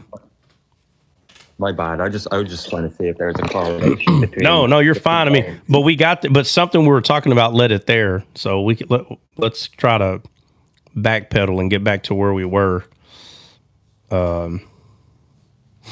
I think he asked about when the Roman guards pierced Jesus with a spear. Yeah, I know, but we were talking about something that made him bring that up. Man, with our powers combined.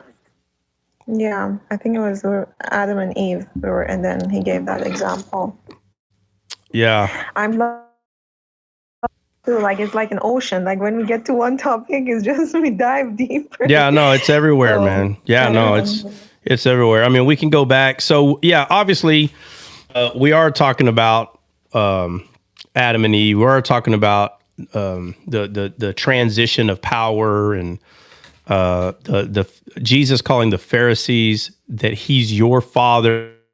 You know, Jesus wasn't using Texas sarcasm. He wasn't just saying, well, Satan's your father. Like you would tell someone today, you know what, you're a heretic and Satan is your father. No, Jesus was actually being for real. He wasn't playing. He was being serious. He said, your father is Satan, because Satan became Adam and Eve's father, not the creator, but he became their father. And as soon as they made a covenant with him, he took their dominion from them. And people don't like that because they're like, what? God is all powerful. Get off the hogwash. Get off the hogwash questioning how powerful God is. But what I am questioning, see how he uses his authority. I'm telling you, when the Bible says that he is a just God, he means it. He is just 100%. Because Adam and Eve chose to listen to him. That is, bro, a human being would have struck Satan down with a lightning bolt, turned him into 1,000 pieces, and used him to paint their room. Like that's what a human would have done. And so because we're like that, you know, first of all, we learned that from Satan, and for you to think that God is that way is very weird, very odd. You know, why did God allow? Like, it's so weird when I hear people say that. Why did God allow this to happen? Bro, under his own legal system, he didn't have the authority to stop it. I don't understand what this. It's not that he allowed it. Like he has all the power. And if he wanted to, he could have stopped it. No, because then he'd be a liar. I'm telling you, if God would have punished Satan as soon as he did that, Satan would have been God, the God. I don't think people understand that. You're not understanding But what, brother, sorry. What? But brother, what if you say that? So when God, because God is all knowing, right? When he created the angels, so obviously, you know, he knew that this would happen. And right. So what, yeah. the question would be why then he created the angels in the first place? You know, that could be one of the. So the question is, so the question is, why would he even start creating angels knowing that all this would happen? Exactly. And the Bible tells us, but the Bible tells us the answer. The Bible tells us the answer. And when I say the answer, you're going to be like, God oh, yeah. is love? Well, I mean, first of all, God is love, but that's not the answer. That's not the answer. Wouldn't it be his will has always been to create, and creation is life?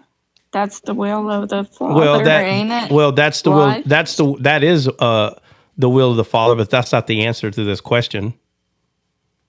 So the question at hand is, if God knows everything, why would he even start this? Let me give one answer. Because he knows everything, first of all, is why he started it. That's one of the answers. Don't you understand? Let me ask you this. Did he know the outcome of this before he started it? Yes. And That he alone. knew it 100%. Yeah. Okay. So that alone should show you that's one answer. It's funny how people like, well, he knows everything. Why would he? Well, why are we stopping? So if he knows everything, why is it that all we see is the climate, the calamity? Does he know everything or not? So whenever the bad stuff happened, does he still not know what's going to happen after the bad stuff? Wouldn't the answer be he allowed it to happen? It's just like, okay, people say, well, about the law. Why was the law made? It was to reveal our transgression. Well, okay, since there was a law, well, that put us under bondage. And people will say, well, if the Lord is such a good Lord, why did he make us a law for us to stumble over it? No, it's because he wanted us to see how perfect he is. And through him, we become perfect. No man is perfect. God is perfect. Jesus Christ is perfect. So he allows these things to transpire so that he gets his glory, but also because he can reveal to us that through him we too can have life and life in abundance. Okay, so let me say this. We need to get away from this word allow. He's not allowing nothing to happen. We're choosing it to. He's not allowing it. Allowing it means that at any time, if he wanted to, he could stop something. He has the power to stop it, but under his own legal system, he cannot stop it.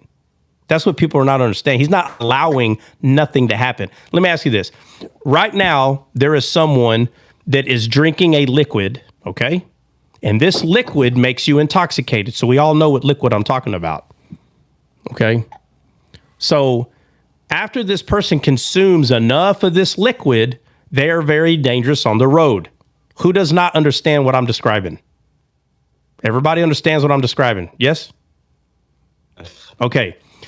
Let's say they decide to get in their vehicle and go on the road. And they come in contact at a very high rate of speed with another vehicle, unaliving everybody in the car. Mom, dad, two little ones. Who does not understand what I just described? Everybody understands what I just described. Let me ask you this. Did God allow that to happen? Did he allow it? Because it's going to happen today.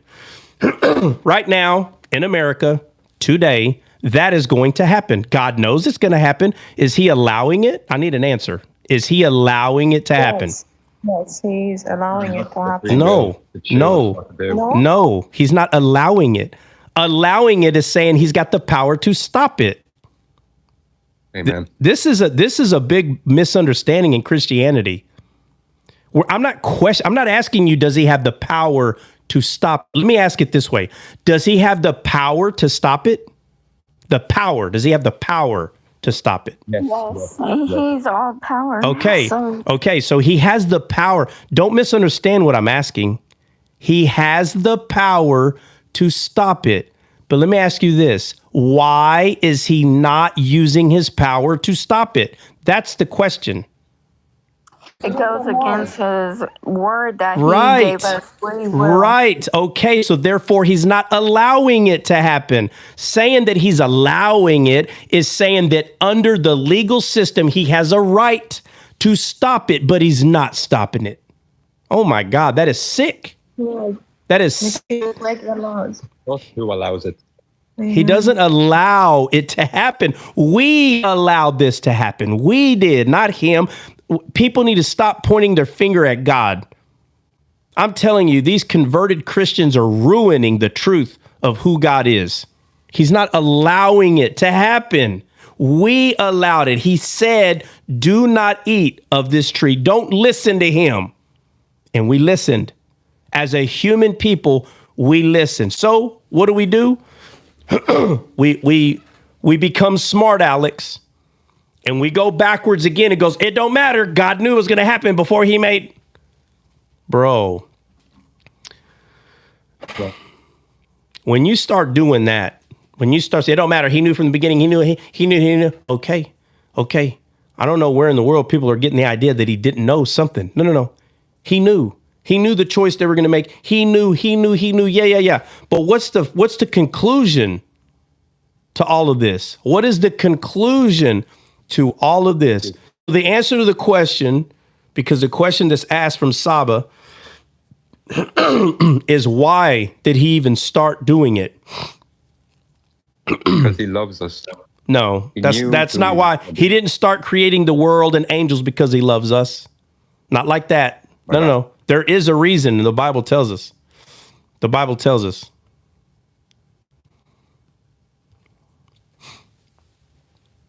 The Bible tells us the reason.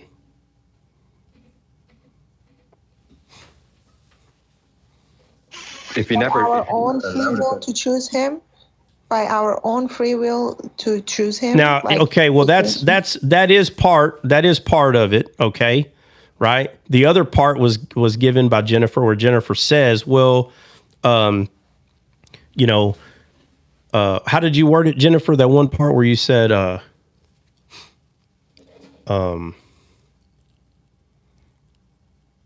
that he wanted us to see that he's perfect, right? So watch. There's a lot of things that come out of this.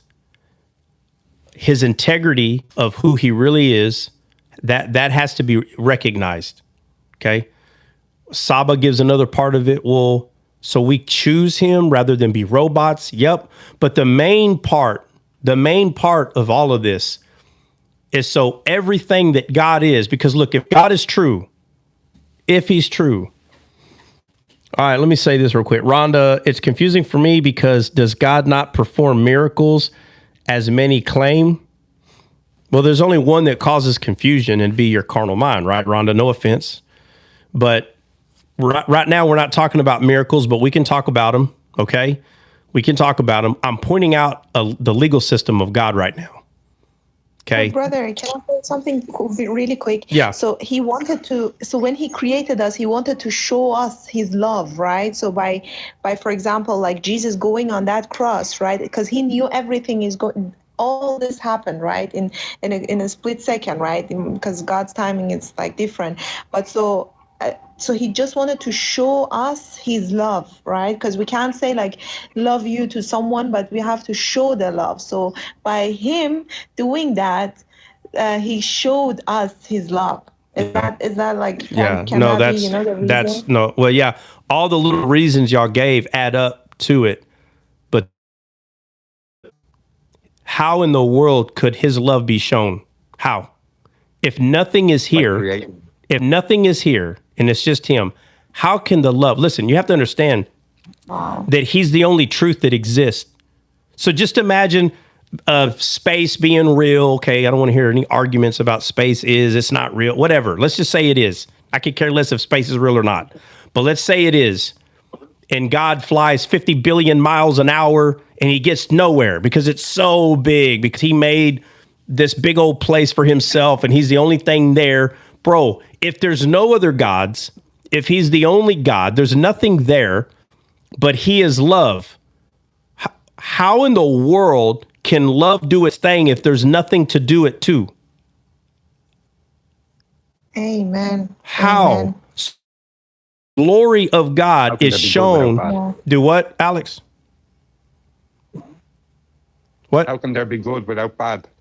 Well, no, that's not the right way to look at it. It's not how can there be good without bad. No. It's how can good be good if there's nothing to be good to. So it's not how can there be good. This is not the Asian, what's that thing? The yin yang sign, good and bad. No. This is not about that. It has nothing to do with that. It sounds good though in earth. But the truth is God told Adam not to eat it. Right.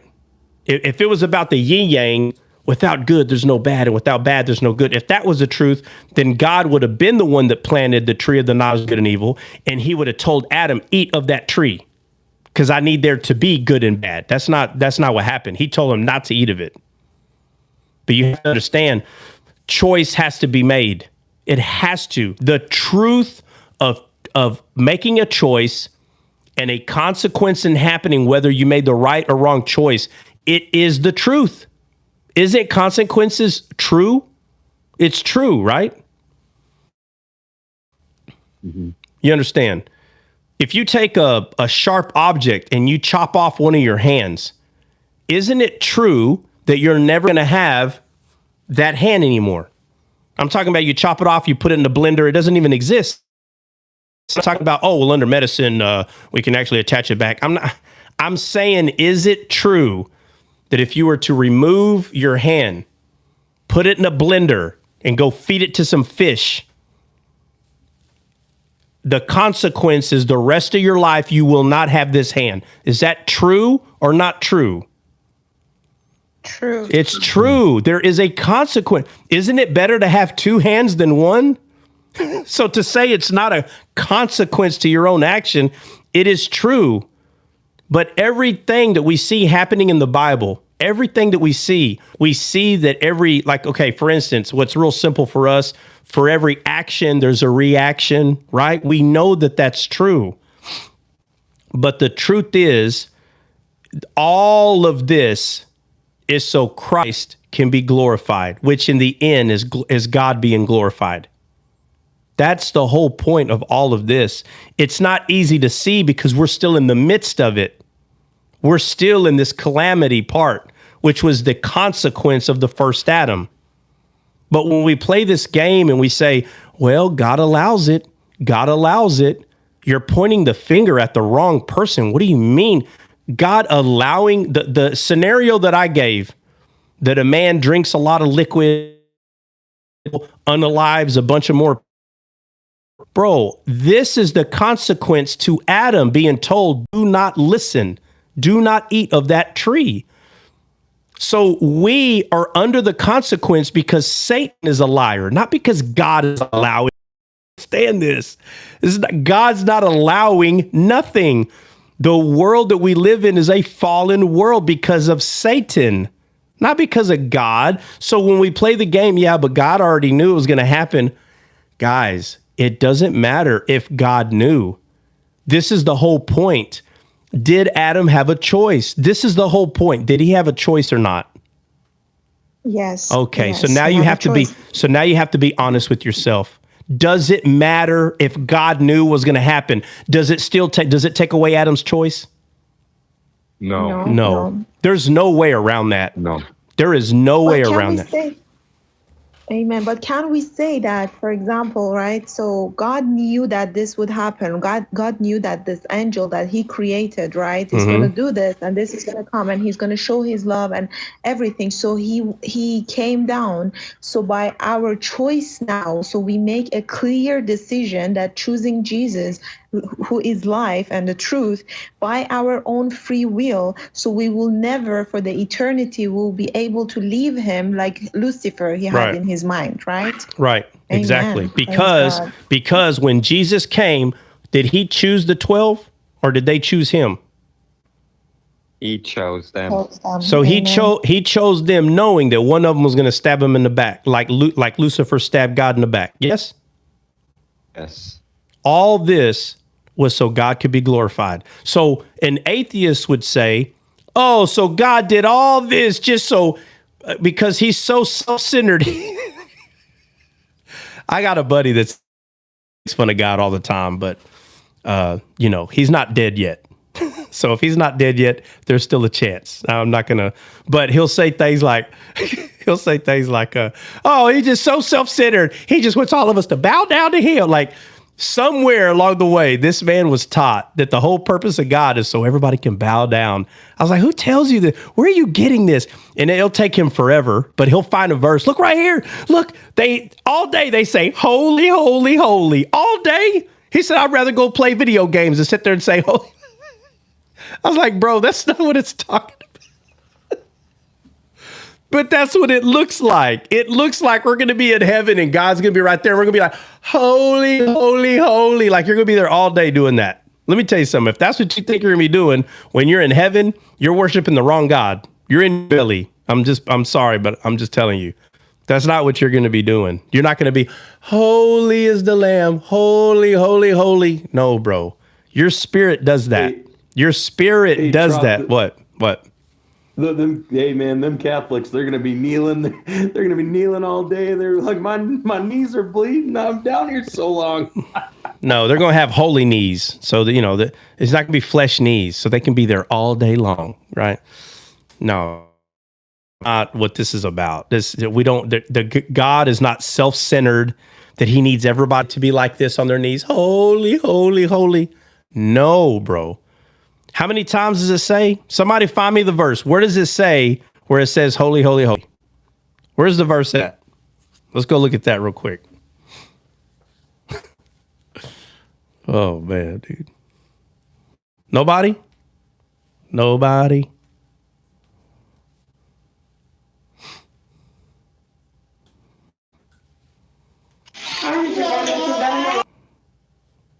Oh, my God. Alex, boy, are you at a party or a baby bath?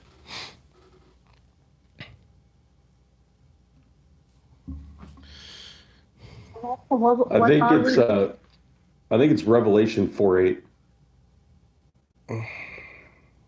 Well, if it is, somebody read it.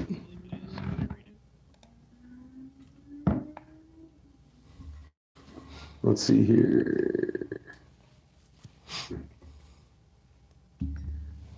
Okay, let's see here. And the four beasts had each of them 6 wings about him, and they were full of eyes within, and they were day and night saying, Holy, holy, holy, Lord God Almighty. All right, what does it say? What is it? And is coming. What does it say? They're doing what all night? How's it worded? Let's see here. They rest not day and night. They rest not day and night, saying, Holy, holy, holy. So this is the verse that he brought up to me, first of all, with no understanding. And he thinks that's what we're going to be doing. And you should hear the way he explains it. I'm dying laughing with them, but I'm mocking his flesh. I'm not mocking him, his soul, okay? But I'm laughing with him 100% because his flesh thinks that what he's reading is stupid, which I'm with him. The way your flesh sees it is very stupid. He's laughing for one reason. I'm laughing for another one. Okay. Most people would get mad, right? Be like, hey, you be talking about my Bible. But he's speaking with no wisdom. You understand? See, the difference is when Satan came against God, he had wisdom. You understand the difference, right? A fleshly man who does not have the Spirit of God living on the inside of him, he's not speaking with any wisdom. It's kind of like a kid coming up to you and telling you, like, let's say they're 7, boy or girl, it doesn't matter. And let's say you have a beard and they come up and they go, what's this stupid stuff on your face? I mean, why would you be mad at the humor? Like the kid doesn't understand. Do you understand? Like the kid doesn't understand. What is this stupid stuff on your face? It's your beard. Are you going to give him a lecture? Is that lecture time for a 7-year-old? Sit down. Let me explain to you. So this is called hair, just like on your head. And I mean, is that what we're doing now? Or do we backhand him and say, get away from me, you vile, unintelligent being? I'm telling you, God's not dumb. Okay. He knows why an atheist would make fun of that. It doesn't understand. It doesn't understand. So when you see, like, perfect example, Islamic believers, you talk about their prophet, or you say, they're like, oh, how dare you? They get all in their flesh when you talk about something that's fleshly, because what they claim exists doesn't exist. None of it does. None of it's real. But they use their flesh to defend their fleshly belief. As believers in the death, burial, and resurrection of God, I don't care what people say, because his soul was offered.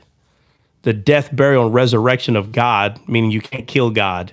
Yeah, but he died. Okay, well, he's still here. It's so funny. Like, can God die? He did. What are you talking about? This is so crazy to me. This is so crazy to me.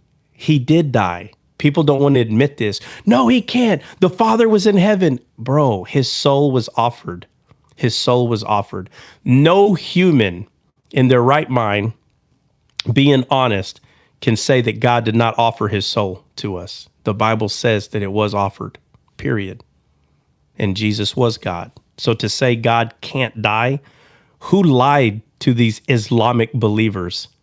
All this does is prove God's integrity in his love. It doesn't prove weakness. I don't understand where they're getting that this is like an I got you moment. So for anyone that argues with Islamic believers, do yourself a favor and start telling yourself the truth that God did die. Jesus was God. He died. Your God can die. Yeah. You know what's crazy? He said, no one takes my life, but I give it. Meaning he put himself in a situation to die. You know why? So he can be glorified. So you can see that he's going to resurrect, which means he cannot die. So we've seen superhero movies. Wolverine, very hard to kill Wolverine. Very hard to kill Superman. Very hard. But you see Superman die, he comes back alive, right? And all this stuff. And then there's even other beings like the Hulk, like it's almost impossible to kill him. But they always seem to bring them back alive. You know why? Because that would be remarkable for that being to die and come back alive. And Jesus said that he is the truth. He's the truth. He's the story thing that dies and comes back alive. You know what's funny? He's the one that takes his life, and he's the one that has to bring it back. If you go study the life, the way it was, when it says he gave up the ghost and all, you go study this out, he literally had to, in a very weird way, commit suicide. And people will say, how dare you say that? Bro, nothing can kill him. I don't understand what's so hard about this. Nothing can kill him. So he set up a legal system. He set it up. He's not going to go hang himself by a rope, okay? He set it up that for hate to hate him. That's what he allowed. Because hate is a truth. Hate is a truth, man. God didn't have to create truth. He's so wise that he understands hate is real.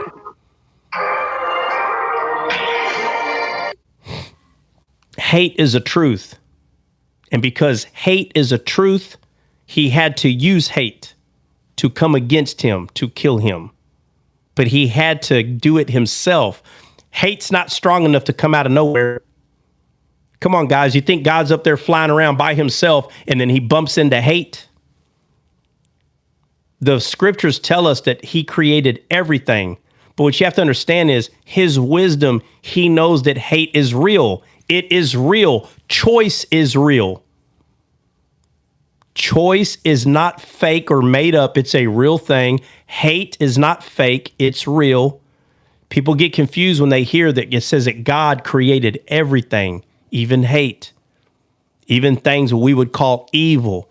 He had to bring them out from a place that they were not. He had to make sure they were here so he can be glorified. How can anybody know what love is unless love does its thing? And then the Bible tells us that there is no greater love than this, that a man given himself for another. So when you start looking in to everything that God did, all he did is that everything that is here has to point to one thing, that everything that he said he was going to do, he did. And everything that he said that the choices that were going to be made by people, they were made, and it was him that corrected it. There will never, ever again be hate, anything coming against anything. There will no longer be death. Why? Because there is no more sting of death because he took it away. So everything, when people bring up and say, oh, look, it says God made evil, God made hate, he had to bring those truths into the world. All the truth is here together, all of it. And at the very end, who walks out of the ring? God, at the very end. Because everything that was true, that was deceiving, that was hateful, all those things, he had to defeat them. That's what the whole Bible's about. That way, when Eden, again, the conclusion of the second Adam, there's a conclusion to the first Adam, and we're in the midst of it. It's not at the end yet. Jesus brought the conclusion of the dead spirit, but this body is still here until the last Gentile. That will be the conclusion, the final conclusion of the first Adam. And then the last Adam, the conclusion will come that where he passes all authority back to the Father. So the reason why we argue, about, the Trinity, guys, Father, Son, Holy Spirit is not fake, okay? But leaving the spirit, soul, body part out is an issue. You can't throw that out. And people don't like that it's not in that doctrine, but because it's not in there, there's something wrong with it. But the conclusion of the last Adam, the conclusion of that is when Jesus gives all authority back to the Father. Okay, that's the conclusion, and that's not where we are right now. But so why, if God knew all these things were going to happen, why did he even start it off? Why? If you stay in the Word, I tell you the truth, you'll see all the whys. You'll see it. It's just one little thing at a time. But the Bible makes it clear that all this happened so the Son can be glorified. Period. That's why. That's why. And when people are like, well, it doesn't make sense, so he knew that these things, what I'm saying is this: God is love. That number one, this is make it very clear what I'm saying, that God is love. And he's so much love that for him to be a taker of his love and not a giver of it would prove he wouldn't be God. But because he is God, he created so he can share his love. And by doing so, he made a man, and his name was Adam. And Adam was made from the perfect soil, the perfect ground. There was no fallen world. And he put a piece of himself in this man and made him a living soul. And the reason why it says it made him a living soul is because that soul had a choice to either choose God or not, to either listen to God or not. It had a choice.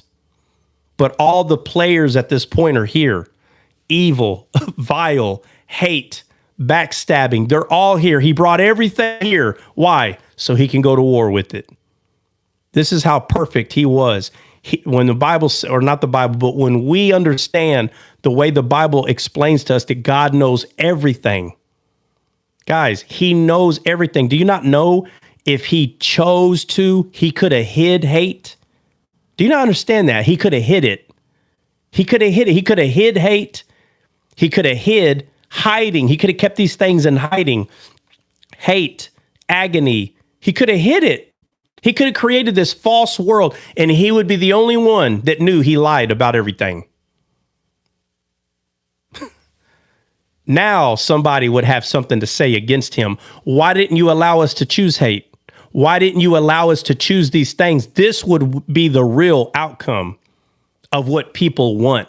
They want this world to be like what is that game called? The Simps or the Imps? Sims or something, where like you're running, you have this little like logo on the top of your head and you're there's a movie, it's called New Guy, I think. But that's what everybody wants. They don't understand that all this that's happening, Sims, yes, Sims, that's how everybody wants this world to be. So they see the man drinking the liquid that's causing him to become not himself, intoxicated, unaliving people on the road. And they're like, why is this not Sims? My friend, if God doesn't go to war with all these other things that they do exist because they're truths, I don't understand how people are not understanding this. He's the only one that knows all truth, which means he's telling the truth that hate is a real thing. So when people say, oh, he made hate, bro, the fact that he hate it's not him making it, but he has to bring it into existence. War with it. Don't you understand? I don't know why people are not understanding this. Everything they don't understand. No, they don't understand. They don't. I'm showing you how honest he is. He's not lying. By him bringing hate to go to battle with it, do you not understand what he's doing? It has to be conquered. It is true. That is how smart he is. He understands that there is choice. He understands it. So he has to give a man a choice. He can't just create everything like Sims and be like, I'm God, I rule, shut up, listen to me, do as I tell you. Not like that. Not like that. You have to be given a choice. And because he is a judger, he's not going to lie about the choice you made. So if you go make all these ridiculous choices, you become a reprobate, you care nothing of God, and at the very end, you have to burn. It's kind of like saying, well, I don't understand, why would he make something burn? Because what is in you is not what he created. That's why. That's why. Choose him and live, not in the sense that he's back here waiting to damn anyone that doesn't choose him, but he is a judger and one with integrity. He has integrity. The judgment will happen because anything that is not of him, at the final choice that you had, anything that is not of him has to die. Why? Because Christ has already killed it. That's what people are not understanding. Jesus has already defeated hate. All these things, they're done. They no longer have the choice of those things no longer exist in Eden. It's done. They're here in this world because we still are living in the fallen world till the end of the Gentile. There is an end to this. But in the meantime, right? In the meantime, we are trying to find those dry places and to bring in those places alive to the one that is life. So I know right now we still have the mockery of the whole God thing. And, we're still in this process of dealing with people who read the Bible and say, well, that don't make any sense. God makes it very clear that none shall perish.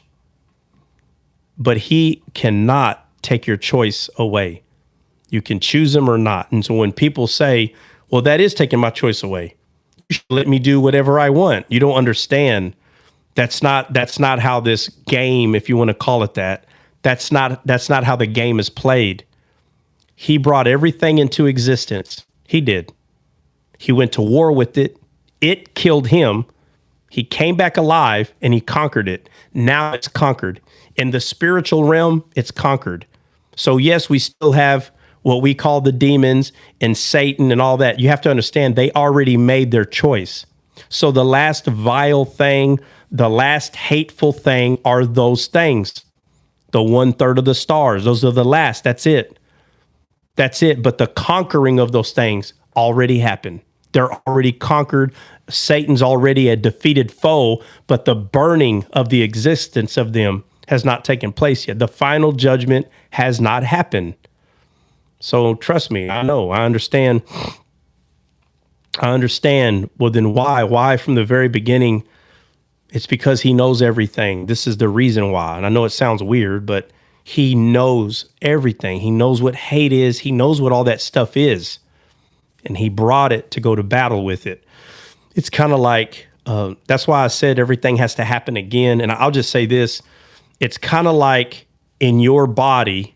And so people say, okay, well then God's evil. No, that he understands it. He's smart. He's smarter than AI, okay? Godly. But it's kind of like, if you want to have an example, it's kind of like your soul, right? It receives all of its intelligence. Your soul receives all of its intelligence from God. Everything that your soul decides to do that is smart and wise, it came from God. It didn't come from this world, okay? But your soul can see that in your physical body that there is no good thing. It sees it. And your body has these weird thoughts. I'm going to say this or I'm going to do that. And so what you say is, no, body, you're not going to say that. You're not going to do it. So what we do is we fast. And we start teaching ourselves that we can actually control our flesh more than we think. So in a very weird way, okay, and I'm not saying this is what God did, but there are things that I'm studying that it's showing this. In a very weird way, all of us happen because God fasted. So I know a lot of pastors would hear this and say, what?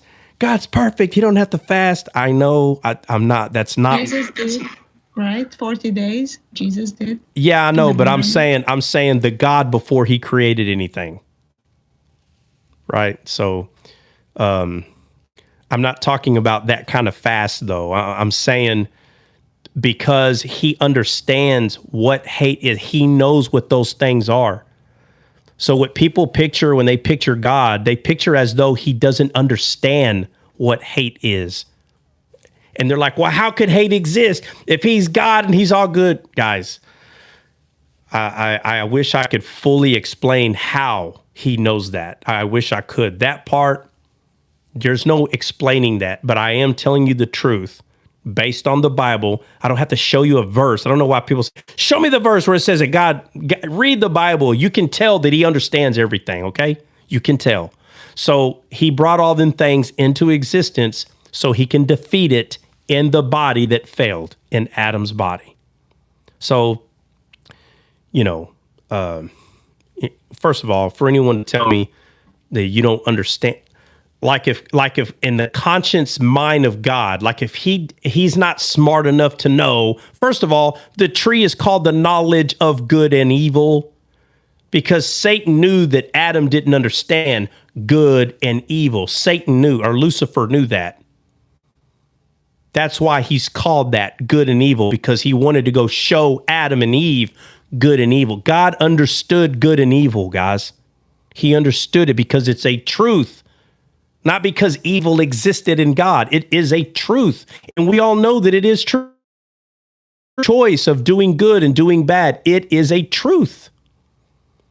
It's not because God is both good and evil. That's why weird thought that if God is so good, he's so good, what ever come? No, my friend, that's how smart he is. He understands that it's real. The idea of it, you understand, if you were to create something and let them have a choice, just to let them have choice, eventually some of them are going to choose a different path. It's the knowledge of God. He understands. So he knew when he makes the angels, some of them are not going to choose the right thing. He already knew. But so he can be glorified and so Eden can be a perfect place, all these things had to happen. They had to happen. All right. So when people say, oh, well, he knew they were going to eat fruit tree, so he put it there. I don't care how much God knows. It does not take away your choice. What are you going to do whenever this live ends? What are you going to do? Does God know what you're going to do? Let's say this live ends, and let's say you just so happen to be standing up. For the past 20 minutes, you've been standing up, and then you go sit down. Did God know you were going to go sit down? What does it matter if he knew you were going to sit or not? It was your choice. You cannot take away the credibility of your own choice because God knew everything. You can't do that. When that day comes and you stand before him and you never chose him, he is going to prove to you that you had chances to choose him. He's going to prove it. He's going to show you. You don't remember this? You saw me. There's no hiding this. Oh, when Trot was showing you this right here, why did you say, I saw that you saw it was true. God can tell when you see something. I'm going to just say that. You think the Bible is described as lights and darkness for no reason? Anyone that is saved, you're lit up and he can see you. If you're dark or blind and there's something that you can't see, he can tell you can't see. But as soon as your brain flickers a light, it let him know you saw it. But you denied it. You can make everyone on TikTok and everyone else believe that there's, like, for instance, like right now, some of the stuff that we're talking about, when we talk about Jesus being the rod and spirit, soul, and body and all these things, Samson being a shadow, we go through the shadows. There are people that God saw that they saw exactly what I said, but they hardened their heart. And because they were scared that they were going to give credibility to Trot, they just act like they didn't see it. But God saw that you saw, bro. This is the kind of stuff I'm talking about. He knows that you saw it, but you're trying to deny it on purpose. You have your own reason that you deny it. People do it all the time. Lucifer did it. You're going to sit here and tell me that Lucifer didn't see who the creator was? He just denied it and act like it wasn't there. He didn't care. People do the same thing. It happens all the time. I'm just saying, does that mean the person's going to hell because they heard something that was true and they denied it? No, you're not going to go to hell, but God knows you saw it. You can lie to, what I'm saying is you can lie to everybody else. Fam love, y'all still here? Yeah. What time is it? 2:00? Yeah, no, we're about to get off. But yeah, no, we're still here. I didn't come in till about, I don't know, maybe 10 something. So I went ahead and went a little longer on purpose today. And plus the topic that Saba brought up, I haven't went into a lot of detail in that, and I just haven't, because a lot of the stuff we've been going over were like baby steps to like this. And there's even more, like there's so much more. And, you just one little step at a time, but there's always more to discuss, more to talk about. And, the question was, why would Jesus create, like if he knew all this, When we say all this, it's the calamity that you're going through. But the finger is not to be pointed at God. He's not the one that did it. They're like, yeah, he is. He knew it was going to happen. It still doesn't take away the choice. It was Satan that did this. You cannot get past this. Just because God knew he was going to do it, it doesn't take away his choice. This fallen world exists because of Satan, not because of God. If you're not understanding the battle, for instance, when you go battle against your flesh, when you're fasting, if you don't understand why you're doing it, in a way, you're hurting your flesh. You can say that, and your flesh can tell you, you're hurting me because you haven't fed me for 4 days. But you know that this pain that your flesh is going through is strengthening the real you. People don't have to understand. But if they want to understand, they can. And that's the problem. They don't want to understand. They just want to pick apart the Bible and say, this don't make any sense. I'm telling you, the more you study it, the more it does make sense. And it'll start to make more sense than anything else. It just takes time, just like anything else, you know. But Himalaya, you got something to say before we go? Oh, go ahead. No, Saba, go ahead. Saba, go ahead. And What? not only, brother, that was beautiful. Praise God. You know, it's just so beautiful. Everything, you know, it's just clicking and like it goes like beautifully hand, you know, we had I just want to say, like, not only like studying it, but when you talk about it to other people, God will reveal things to you in those moments when you talk about it. Yeah. Like things will come into your head. Like it's really good. Like, you know, if you guys, you know, talk about it to other people or like, I don't know, like your friends, I don't know, just talk about it. And things will be revealed to you in your head. It's just beautiful. God is good, you know, brother. And my favorite story is Adam and Eve. I think I'm gonna, like, you know, get stuck to Adam and Eve forever, you know, until I get into heaven, which is beautiful. But thank you, brother. It was beautifully explained. I second that, brother. I feel like so earlier there was like why this and that, right? And then all kind of answers coming in. But I like the fact that you zoned into because so the Son may be glorified, you know, in the Father, and then that part right there, like it helps us center focus in Christ, you know. Yeah. So No, it's easy. It's easy to get your mind to get clouded because there's so many things that. I mean, just look at the history where we see wars and all this. All it does is prove God. It doesn't disprove him. But when you have a misunderstanding and you're like, well, God allowed it. Oh, well, God allowed it. No. The finger is not to be pointed at him. And this is what he's trying to show. He's trying to show that choice is real. Consequences of those choices are real. And if you can choose him, the only way that a person would choose him is because they see what he did. A person who would say, oh, that vile being God that y'all have, the only way that you could reject him is because you never cared to understand. It makes it very simple. It just makes it so clear. But a person that would choose him through all this calamity is because they see the truth.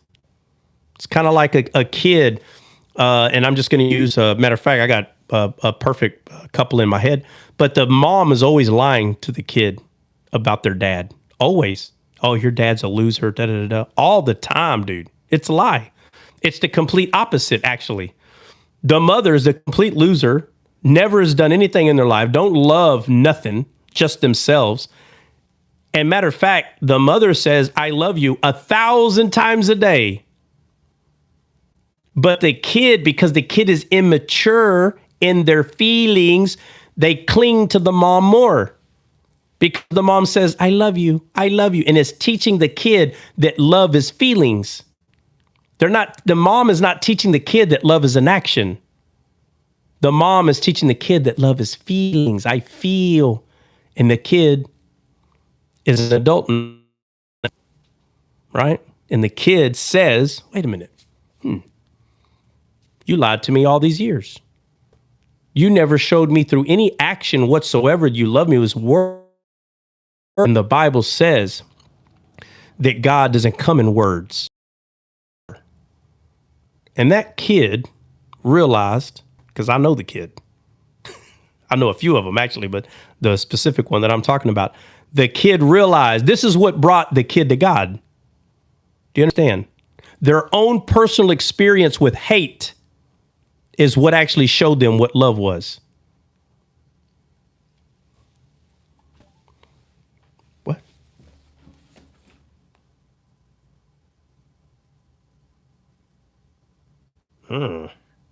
But okay, so but the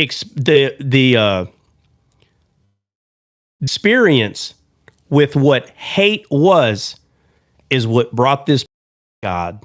You know why? Because the kid, again, I'm talking about the kid that has a mom and a dad, right?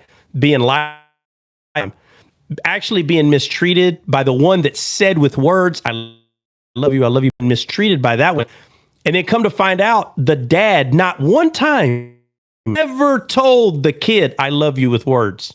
Not one time, bro. So very easy for an immature kid to believe the words over action. Very easy. Very easy, man. Immaturity will always cling to immaturity.